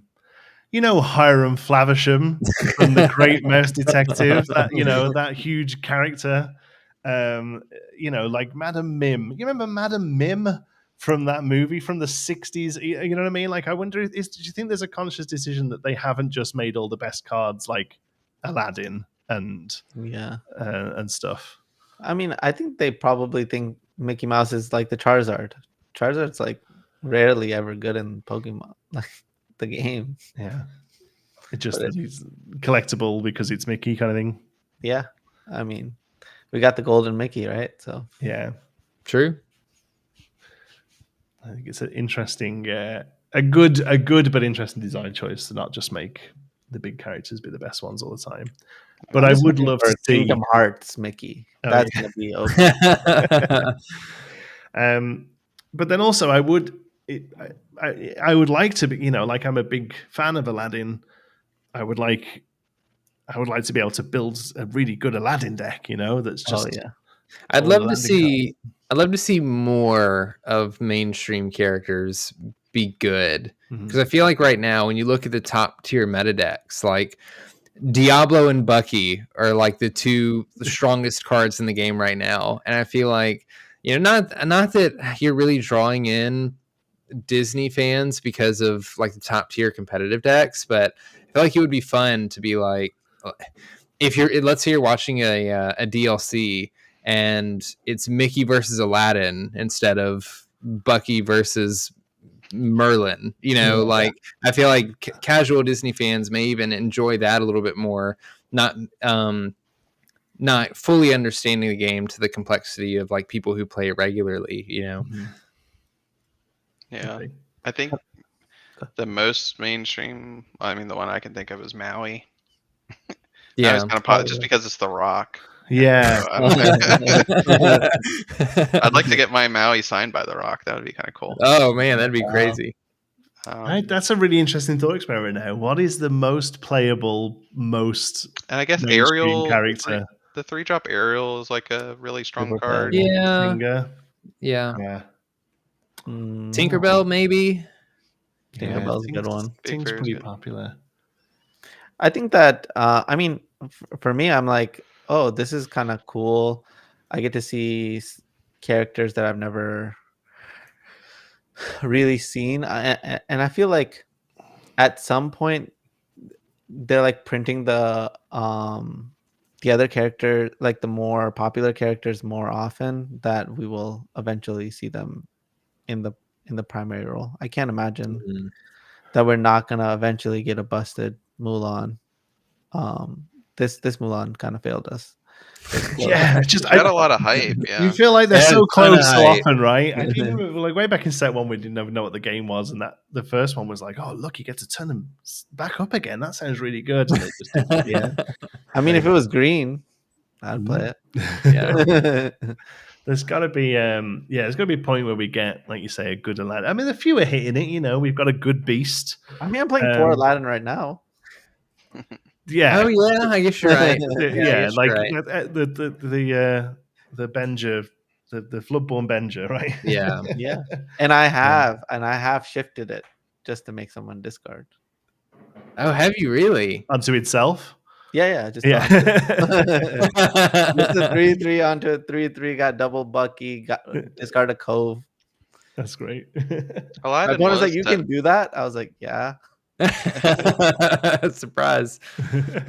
Aladdin was set one Aladdin. That's what I was just thinking of. I was like, yeah. set one, there was a lot of that. We had Elsa, Aladdin, Stitch. Like there were a lot of popular characters in the set one meta. We even played Mickey Broom. Yeah. I still We play did. Mickey Broom. I've got my brooms deck over there, man. I'm rocking Mickey Brooms. We have one more to look at. I can't remember what it is. Speaking of Stitch. Oh yeah, that's right. It's a Stitch. There you go. Yeah. I remember seeing this card. There was a lot of like speculation and hype because it's the steel symbol. It's on the purple flag, and they're like, "Oh, multicolor's coming." And I think it might be a thing like soon, like eventually, but people were thinking that might be soon. I don't know. How do you think it would work if a card was multicolor? It could be played in both colors. Yeah, they could. So similar to like hybrid cards in Magic, so you can pay like either or cost. So they could do it like a couple different ways. Like the card could go in a purple or steel deck, not or it might be restrictive in the. And they could do both of these. You could play it in either purple or steel, and they could have cards that say you can only play this in purple and steel, kind of thing. I think it needs to go in that direction. That's the only way to solve some problems, because oftentimes what happens is like the good color combinations keep getting better, and if you print cards to like, let's say, help, let's say yellow in this instance, then yellow steel continues to get better, and we don't end up playing like blue yellow. So we need give me an amazing amber sapphire card. That's what makes me play amber sapphire. So I hope they go in that direction, and that will make some of these other color combinations more playable. That's interesting, because part of me thinks you're right. That totally makes sense from like a mechanics point of view, but then also part of me doesn't like them telling me what to play. Oh, of course not. Of course not. It restricts deck building, but I mean, inkable and uninkable also kind of does that at the same time. You can't play a bunch of uninkables in your deck. So Like this, I think for like this card in particular, like it being uninkable is one of the restrictions. Yeah, oh, sure. I think it's great. It deals 2 damage. Like this can kill Diablo. So we'll go over the stats. It's a forecasted uninkable 1/4 with 1 lore. Stitch, Team Underdog, Storyborn Hero, Alien. Oh, I'd love Alien to be a thing one day. Heave-ho. It would be Emerald Steel. When you play this character, you may deal 2 damage to chosen character. Uncommon card with art by Karen Hallian. Again, I think it's draftable, but that's about it. Good draft card. Very underwhelming body on 4 being uninkable in a constructed setting, I think. Even if it can like snipe a Diablo or something like that. There's so many other things that can and be better off for it though. As far as the art goes, I mean I'm not the best person to talk about here because I'm super colorblind, so it wouldn't have even been on my radar unless people pointed it out. Everyone's saying, "Oh, look, it's a steel logo, but it's purple." They're putting up flags, and people don't want a grey flag up. That's all, isn't it? Like, I just think it's just because otherwise all the steel cards would just be grayscale. Like they have to use colors in them. I think. I don't know. I looked at I referenced the prints from Rise of the Floodborn when everybody was talking about this card being dual color, and if you look at that card, it's also in steel.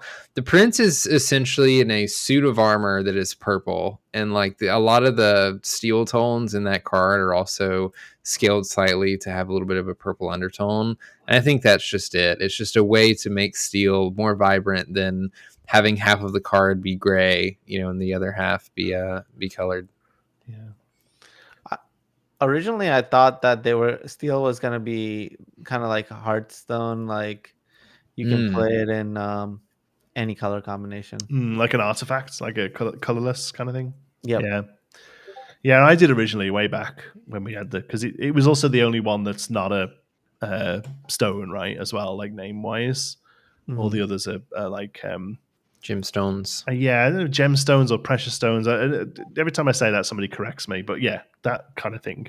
And steel is not. It's an alloyed metal, right? So I kind of thought that way as well. But yeah, the thing that weirded me out more about this one when they showed it is that they extended the art a little bit on each side. Oh yeah. I'll be honest with you, quite badly as well. They did it. Now I don't know.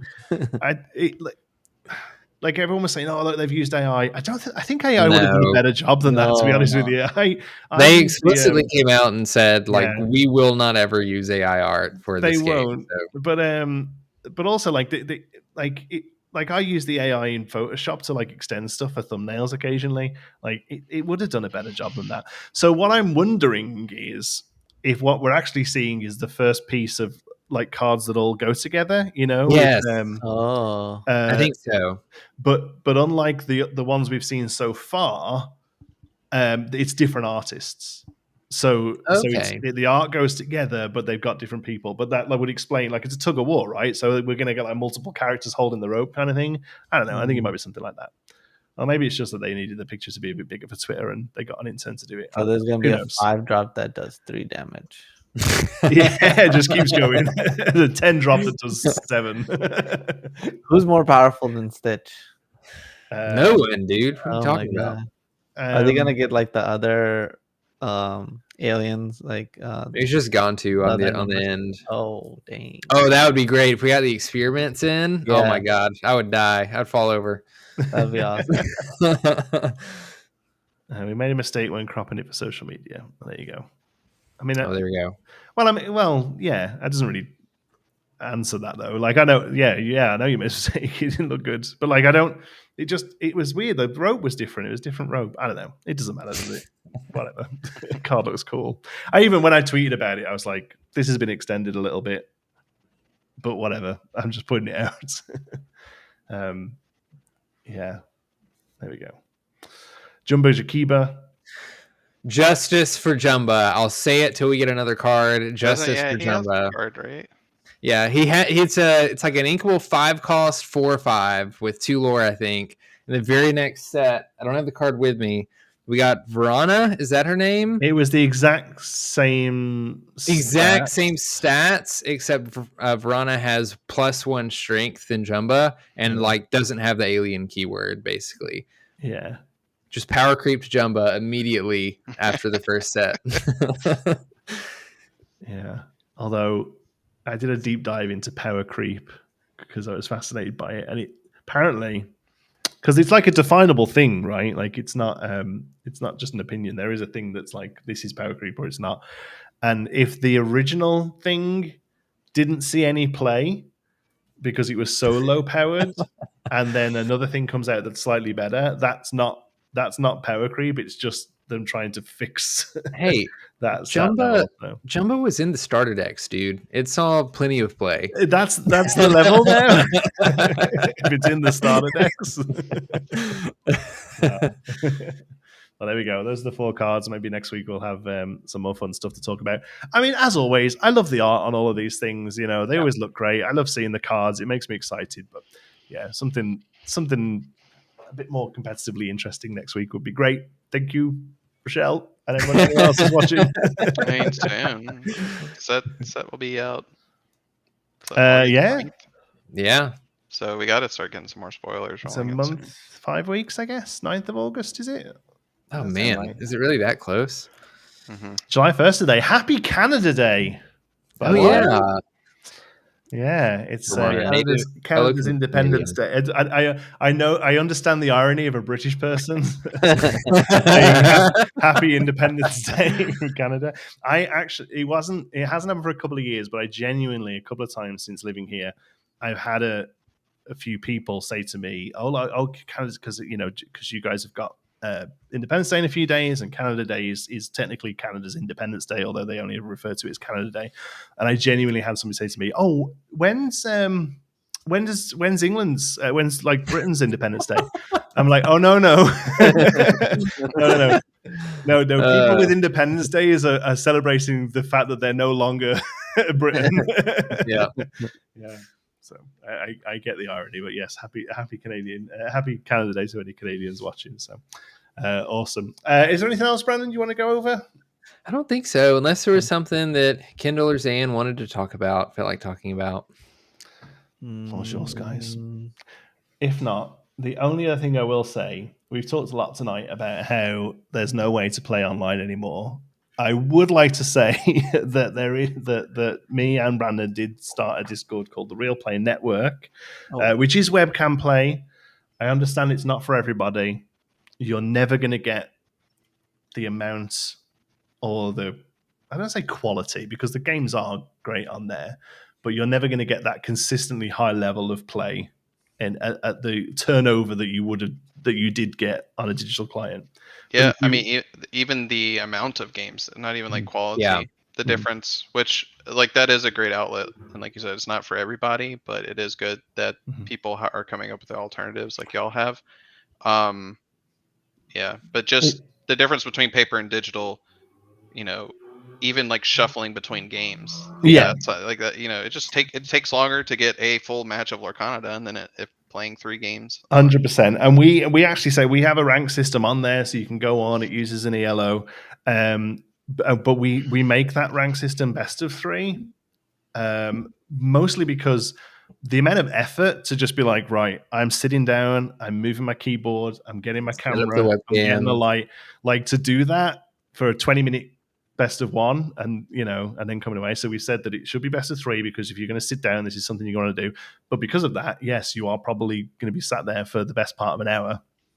And God, you'd have got 20 games in digitally in an hour, right? So we understand it was never meant to be a replacement for digital. It was up and running before Pixelboard even went away, to be honest with you. It was just there as an option for people with real cards. But if you are, you can't get to your locals or you are looking at playing in the week between locals, there are always games going on. The average queue time apparently is 2 minutes 38 currently, which I don't think is horrific.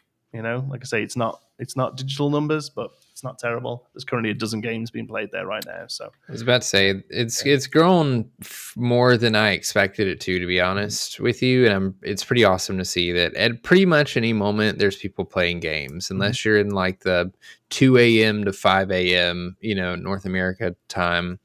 There's usually somebody around to play. So yeah, and also the one thing I've found that I didn't expect to be a thing that is that we're getting a lot of people come to us afterwards and say, oh, actually, do you know what? I quite like the fact that I get a little 5-minute chat afterwards, which is something you didn't get digitally and something you do get on Real Play. And you will get with Pixelborn Connect, which is a similar thing that Pavel's now started, again, with webcam play. And people are saying, oh, I actually quite like the fact that I can sit for 5 minutes afterwards and go, oh man, that was awesome what you did there, or why did you choose to do that over this, and like there's some value to be said there as well for that, I think. So are you guys considering running any tournaments? Yes. we're in the weird spot where like set champs are coming and then Fort Worth's happening, so we're not actually. I'd love to have opinions before you guys leave on like if you as a competitive player would have any interest in participating in a tournament in the month of July. Because that's the problem. Happening. Is July is stacked. Yeah. And obviously anything we do, it's going up against that. But yeah, we have been talking to a third party who run them and would handle the like the finances of them and stuff. So it's not like you'd be PayPaling me or Brandon $10 to play, like it would all be official and stuff. So yeah, that's happening basically whenever we're ready. Now we can go ahead and do that. We just didn't think there'd be much use in trying to do it on a weekend in July. So you'll see me practicing. Yeah. But yeah, no, it's something we're doing, and really we're just really sort of crossing the T's and dotting the I's on all of the logistics for it, and also like just what your webcam should look like, where your hand should be, because there is, let's be honest, there is a higher risk of cheating, in webcam situation, just because the opponent has this tunnel vision of what you want them to see, so we're taking all of that into account and coming up with the sort of best practices for that sort of stuff as we move forward with it as well. But yeah, we want to do tournaments and also like less competitive but organized nights as well. So we're going to be looking at setting up a webcam with the Ursula deck on, so we can get a load of people in to play against the Ursula deck and that, that sort of thing as well. So yeah, I wish everybody just had like automatic deck shufflers. Yeah, well, like the casino things, just throw them in and they churn them out.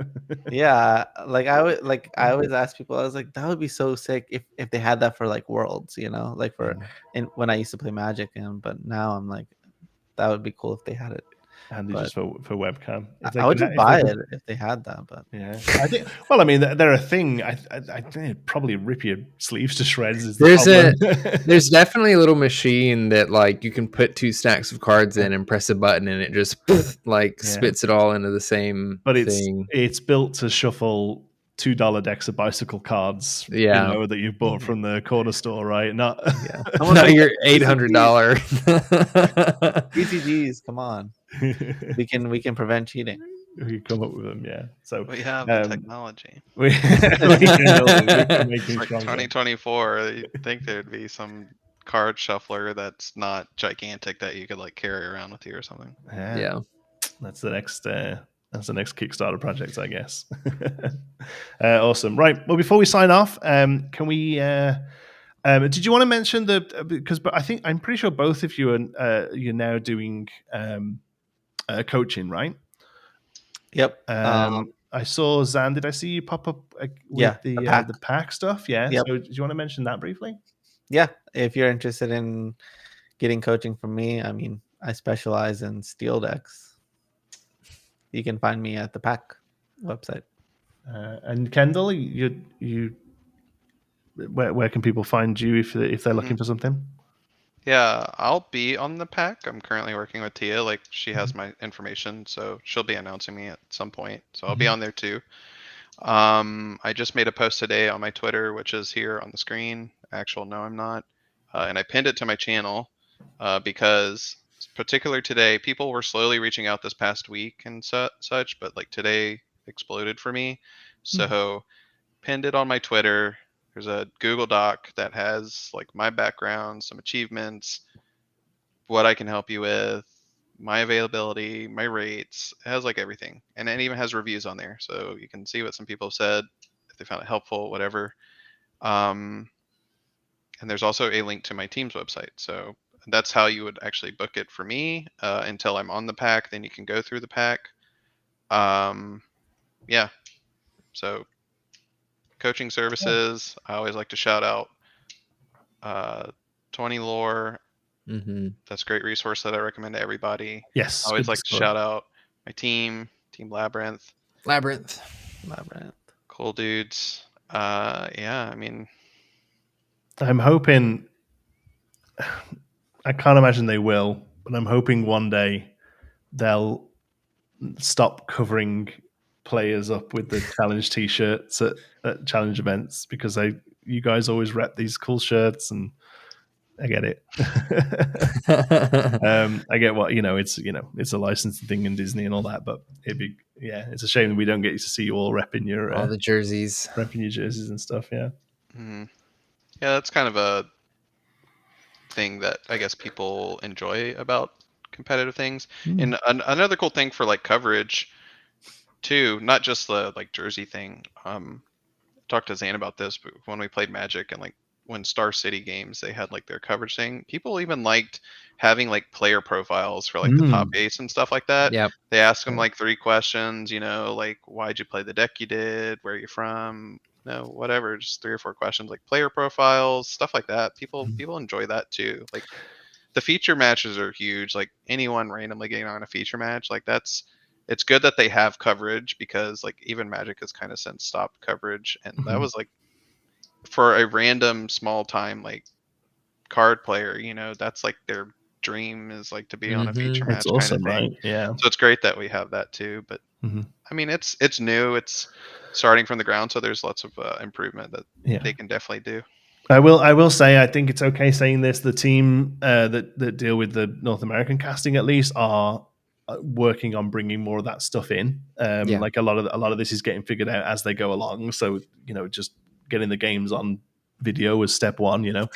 But they've spoke to us a lot about like in between games they want to fill with that kind of stuff. Deck techs and player showcases and stuff. So yeah, hopefully all that stuff is on the way, and I look forward to it. Yeah, because the same names start to pop up, and you get to know personalities through things like this, and then you get to see them on stuff. It's I think I mentioned this to Zan last time we were both on the Illumineers, but you kind of become celebrities, really. There's no other word for it. Like, and people enjoy following your process and enjoy watching you play and seeing how you move through the tournaments and stuff. So it's, the same way you would watch, sports people, if you're into that sort of thing. I don't know, go sports. So it's nice to see the names and see the teams represented and stuff. So I think that's a real big step in a TCG's growth to get that sort of stuff online, I think.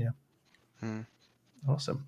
All right, well, thank you both for joining us, Zan and Kendall. You can follow them both on Twitter, and like I say, if you want to get some coaching with them, they're both available for that. Thank you both. We'll let you go before we sign off, so but thanks for joining us, and we'll definitely have you on again soon. Thanks for having us. There we go. All right. Anything else you wanted to cover before we sign off? Not really, unless you have a pack and you feel like doing a pack battle. I don't. Do you know what? I buy one when I'm in work, but we've been closed today for Canada Day. It's totally threw me off. Yep. Save it. Okay. I don't think I've got one lying around again that could have found. Oh, I tell you what did happen. This is weird. I went for a walk yesterday.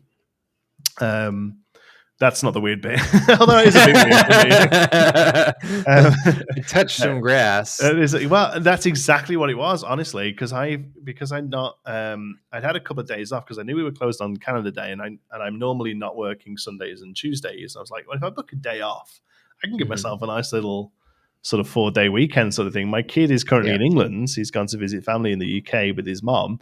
And I'm like, man, I can just sit around and scratch myself for 4 days. This is amazing. So I did, but like yesterday evening, I was like, I've not left the house for like 2 days. I should go and touch grass. So I did exactly that. But it was getting a little chill. It's, we are getting a nice summer here this year, but it was later in the evening. It was getting a little chill. So I threw on a flannel, and in the top pocket, there was a Rise of the Floodborn pack that was open. Like I must have bought it on the way out from work one day, or maybe it might have even been like I'd bought it at a Set Champs or something. But yeah, I'd not worn this jacket since Rise of the Floodborn, and it was trash. Actually, it might even still be in the pocket. Let me go and grab it, and I'll show you. I can't believe Jonti's talking about it being chill and wearing a flannel. It's consistently like 95 degrees, getting close to 100 degrees down here. It's still here. Anyway, that's why I love Jonti so much. Yeah. All right, here we go. I think it's all still in pack order. Okay, there's one good card in here, I think. All right, is it set? Is it Inclans? Oh no, it's Inclans. I'm sorry. I was about to say, I don't think Chief 2E. I bet I bought this Set Champs. I bet. All right, Chief 2E, Moana. Evasive. Strike a good match. Do you remember when we all thought this was like fixing emeralds? I was looking at that today. I don't remember my draft deck because I ended up drafting it, and I was like, this card has not seen near as much play as we all thought it was going to see. Super draftable though. Oh yeah, very draftable. Magic of Dispel. None of those see any play. Distract. I mean, we knew that was crap. Quick Patch. We knew that was terrible. Look at the state of this pack. Jolly Roger. Also bad. The Queen. I don't even remember what she does. No, me neither. Yeah, the Bayou is the thing. Whenever this character quests, you may look at the top 3 cards of your deck and put them back in any order. One day that'll be good, I'm sure. Bayou. First rare was Map of Treasure Planet. Second rare was Captain Hook. And the foil absolutely saved the deck. It was a John Silver foil. Foil John Silver. Not bad. What it's awful. Like never have I been more excited and then instantly saddened. I was like, oh, what's it? Oh. I don't know.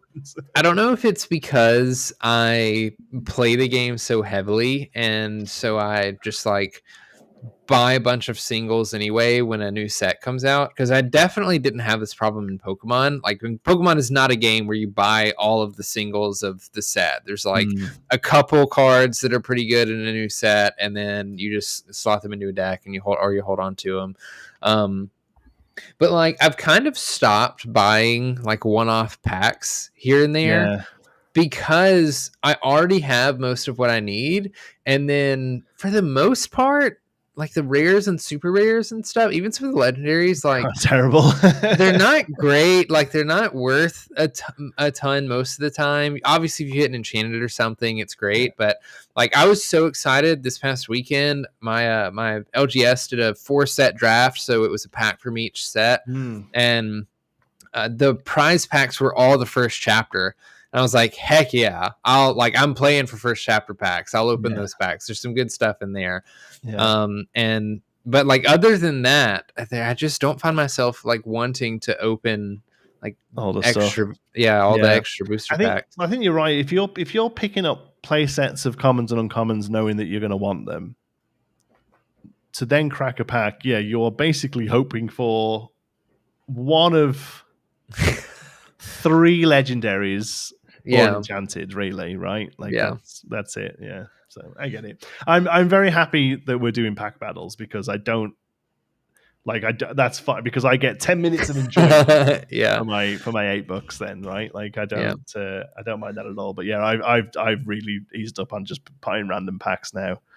For the same reasons, I think. So next show we will have Bochum to talk about. We'll have had the first weekends of Set Champs as well. Are you playing in any? I'm not. Next weekend. This weekend, let me have a look. I have this one weekend. I can't remember what it is. Go on. this weekend for me is my grandfather's birthday, and he's in his like late 80s, I think, and so I try to make it over. One? That would be good. No. So I'm going over to his area for the weekend and spending time with him and family. So won't be doing one because the only one, like, I even thought about still going for the weekend, but then just leaving on that Saturday or Sunday for the day and just being like, I'll see you this evening, and then like driving somewhere to play a set champs. There, yeah. But the closest set champs is like, oh my god, probably like 2 or 3 hours away, and I'm just like, yeah, can't go to that. So skipping the first weekend, but I do have, I think, 2 lined up the weekend after that, and then there's Fort Worth, and then there's a one after that I have for that next weekend. So I do have one next weekend. I just had a look. I do. I'm playing on the Sunday. Ooh, okay. So got to bring the bucket hat. We didn't talk about it last time. I got it. It's somewhere. I'll wear the bucket hat. I don't know what deck I'm playing. I really thought I got it. Yeah. How hard did you practice for the last set champs? I don't remember. Okay. Yeah, quite a bit. We did a lot of testing within our little group, and I spent a long time on Emerald Amethyst. And to be honest with you, that's the only thing I've got built. So yeah, it's weird. It's good enough. Well, it's weird because I don't know what your local scene is like, whether it's at your actual shop or just like around your area. It's not in my shop I'm playing in it, but it's the same. It's everyone. I will know every single person playing in this one. But like my locals is so different from the global meta. Like you name any of the top 4 decks in the format right now, and I can't think of a single person that's playing any of those decks outside of myself. It's a lot of like people are playing Amber Steel, Pride Land, Flute combination, basically what Zach Bivens played in Chicago. Some people are playing Mufasa decks. There's a guy that like loves brooms, and so he's just like playing and building brooms and bringing that. Yeah. And so it's like Emerald Amethyst may not be the best thing in the global meta, but like depending on what your locals are doing, like that may not matter. For you can just take a good deck, and do okay. Is what you're saying. Basically, yes. Which like meta. Yeah. Which wasn't much different than Into the Inklands either. Like people brought good decks for Into the Inklands, but it was very much a like I brought Ruby Amethyst for all of the set champs that I went to. It was a consistent deck. And I was like, as long as I play well, I say that there was actually a lot of Emerald, which gave me a little bit of issue into that deck because of the Ursula Deceive Revolve stuff that she was doing. But if I like knew how to play into the matchup and just didn't absolutely brick, after the first set championship, I wasn't too worried about the others. And I feel similarly to this one, other than the fact that like half of the people I'll be playing against are the people I'm currently playing with and testing with. Yeah. So like this past weekend, I was testing the Inkable 2-cost 2/2 Rush Queen of Hearts in Ruby that saw some play in Ruby Sapphire last set that a lot of people have taken out now. Yeah. Been testing that for matchups into Flynn Rider and a couple other things. So like a little bit spicy. But like half the people that I'll be playing set champs into know the spice that I'm bringing. Like there's no way for me to test stuff into like even the current meta, the weird stuff people are brewing without all of them already knowing about it. And I kind of already had a target on my back because in the last set champs, I like took everybody down. Yeah. I continue to like be one of the best players in the area, which like isn't saying much. I say that, but like we're in northern rural Louisiana. So like that doesn't say anything, but people like know that I'm one of the people to beat in the area. So like they have their eyes on me. And I imagine just like the fact that you're a good player, but then also I assume they all know that you do YouTube and that you cast these things, all of that I find gives you like more weight than you probably deserve as a player. I personally just I'm like, oh no, I'm all right. Like I'm like that's the thing. My locals got to a point where every time we do a small constructed tournament every other week. There's one this Tuesday that I'll be going to, and I feel like every single one I get paired into somebody and they're like, oh man, I'm paired into Brandon, so I'm going to lose this match. And I'm like, don't say that. Like you can absolutely beat me. Like people at the store have beaten me before. I've had like a 10-year-old girl beat me because she was playing like super aggro deck that I just didn't have the answers to and like took the round. And it's like, it is not impossible for you to beat me. I'm not a world-class player or anything. But still, you're right with the casting and YouTube and everything else, and already like doing well in the tournaments, on pretty regularly. There's a pretty big target on my back for these things. So I just haven't been playing so much recently, and I definitely feel like I've slipped away. A lot of other players are getting much better, which is great. Like, I'm very happy as a store manager. I'm ecstatic that I've got all these awesome players who are coming out every week. Yeah, but now I'm like, oh crap. Now part of me wants to do that. Honestly, I know for a fact that there are 2 Emerald Steel players sort of in the local scene who, the 2 of them that got the Diablos, and are playing them, and they're kind of running away with a lot of stuff. But other than that, there's a lot of Sapphire, a lot of Ruby Sapphire, a lot of Ruby Amethyst. Part of me either wants to just stick with Emerald Amethyst because it's what I know and it's what I'm most comfortable with most of the lines of it. Obviously, there's been new stuff gone into it, Diablos and the Pegasus line and stuff, but for the most part, it's what I know and it's a play style that I'm comfortable with as well. That sort of mid-rangey sort of aggro. Part of me wants to think, do I just build the most aggro-y of aggro decks and cross my fingers that I don't see that much steel?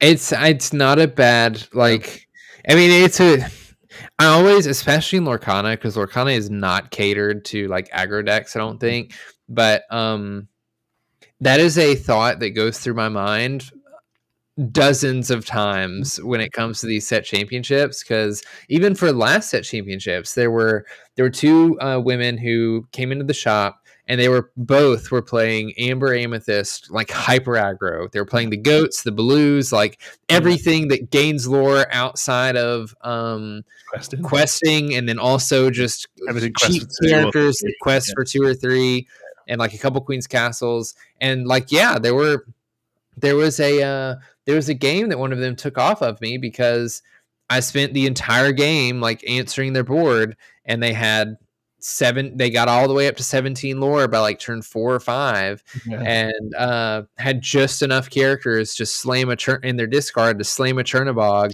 after I had like finally recovered. And I was like, I don't have an answer to this one. Like you just win. Like there's no way for me to answer this fast enough. And so I actually don't think it's a terrible move, especially as much like Sapphire and sort of control-y decks running around. But you of course have the like Bucky Steel stuff that you could also run into where your hand gets discarded and then they have the steel removal to take it all down. It's the steel removal that's the problem. The discard you actually don't mind so much because you're emptying your hand anyway.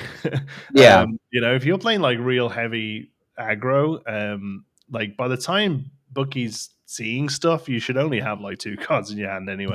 But it's, I don't know. Part of me wants to do it just because I haven't got as much play in recently as I'd liked. And aggro decks are very easy to play. Every deck has its nuances, right? But part of me wants to just be like, I'm just going to put cards down to sideways. I don't know. Yeah, I mean, they always say play the deck that you're most comfortable with, regardless of how optimal it is. So I don't think it'd be bad for you to bring an Emerald Amethyst deck. We'll see. I don't mind the Ruby Amethyst either. Could play that. Would feel happy with that. I think. Don't have the Flins. I don't think. Ugh, then I probably wouldn't play it. If you could get them, that's fine. I wouldn't play without them, but I could get them. I technically have 2 Sisus, the big Sisus. Somebody's using those at the minute, but I'm using her 3 Diablos. So okay. So like we do a little switcheroo and borrow as we can with people. Yeah, of course. So I don't know. We'll see. What about you? Do you know what you locked in with yet? I've been testing a ton of Ruby Sapphire, primarily because it's just easier to play than Sapphire Steel. I started playing Sapphire Steel earlier in the meta when Bucky was a bigger threat. I mean, Bucky and Diablo is still a big threat, but I feel like it's less of a threat now. People have kind of figured out what you have to do to beat the deck. And I showed up 2 weeks ago with my Sapphire Steel deck and got absolutely crushed when I didn't pair into the one person that was playing Bucky Discard and all the other. And to be honest, like I think it was just me playing the deck wrong. I got paired into two Amber Steel decks. One of them was the like Zach Biven Chicago list, and another one was a very aggressive. It was basically like bodyguard aggro. And Darrett in chat says that the prince is the bodyguard Prince Eric is, or no, sorry, is it Prince Eric? The bodyguard Prince in Steel is surprisingly good. You're absolutely right, because by the time I ramped on the first turn or two, and then all I could do was slam a Grammatala, and then they just slam a Prince Eric bodyguard behind that, and I can't banish it any kind of way without just hard playing my removal actions. It was not. It's not a great game on the draw. You mean the Amber one, the one that's Hercules but in Amber, basically? I'm talking about the Prince, the Steel. Prince? Yeah, the 1/4 or the 1/3 with resist. Okay. Yeah. But all that to say, after that experience, I was like, forget this. We're playing Ruby, because the issue that I ran into was by the time I finally stabilized or got up to an ink where I could start dealing with things, so playing Tinkerbell and Grab Your Sword, all of their characters had 3 or more willpower, and maybe there were 2 Pride lands in play and a Sleepy's Flute, and I was just like, I didn't feel like I could catch up. So some of that's probably player error and like skill diff, and some of it, I don't know. Anyway, after that, I said I'm playing Ruby, so I don't have to worry about that anymore, and I can just play Be Prepared and wipe everything and rush locations with Maui, and that's part of why I started playing the Queen of Hearts rush character and 2 Vitalis Spheres, 2 of each, to help with those locations that seem to be coming up. And in my testing, it's actually done pretty good for that purpose. So, like I said, all of my locals know that's what I'm playing. So I don't know if they'll specifically tech against it. They should, but who knows? But they did last time. There was the one set champs that I got second in instead of one was because the Trey, who's often in the chat, I don't see him tonight, was playing Emerald Steel and wasn't running very many, if any, Rise of the Titans in his Emerald Steel list, and that was not a standard like card to play in that list. But because I just kept playing Queen's Castles against him and winning, he was like, "I'm teching this card," and just against you. Yeah, and like he just hit the nuts in the finals and took that game, which was well deserved. Yeah, like he played well. So I don't know. We'll see. I'm just gonna play what I'm comfortable with, which right now is Ruby Sapphire, and do my best into the games that I'm playing into, and hopefully walk out with an Ursula and maybe a play mat. That'd be cool. It'd be good. We'll see. All right. Well, thank you for joining us, chat. We hope you've had a lovely time. Thank you to both of our guests coming on as well. It was great to chat with them. Really, it's wonderful. Dig into some of that more competitive mindset, especially as we approach a bit of a run of competitive stuff now. We've got Bochum and then Fort Worth and then set champs every weekend. It's going to be a lot of fun. Looking forward to seeing the results next week. Thank you all for joining us. We will see you next time. Until next week in Ink. That was This Week in Ink.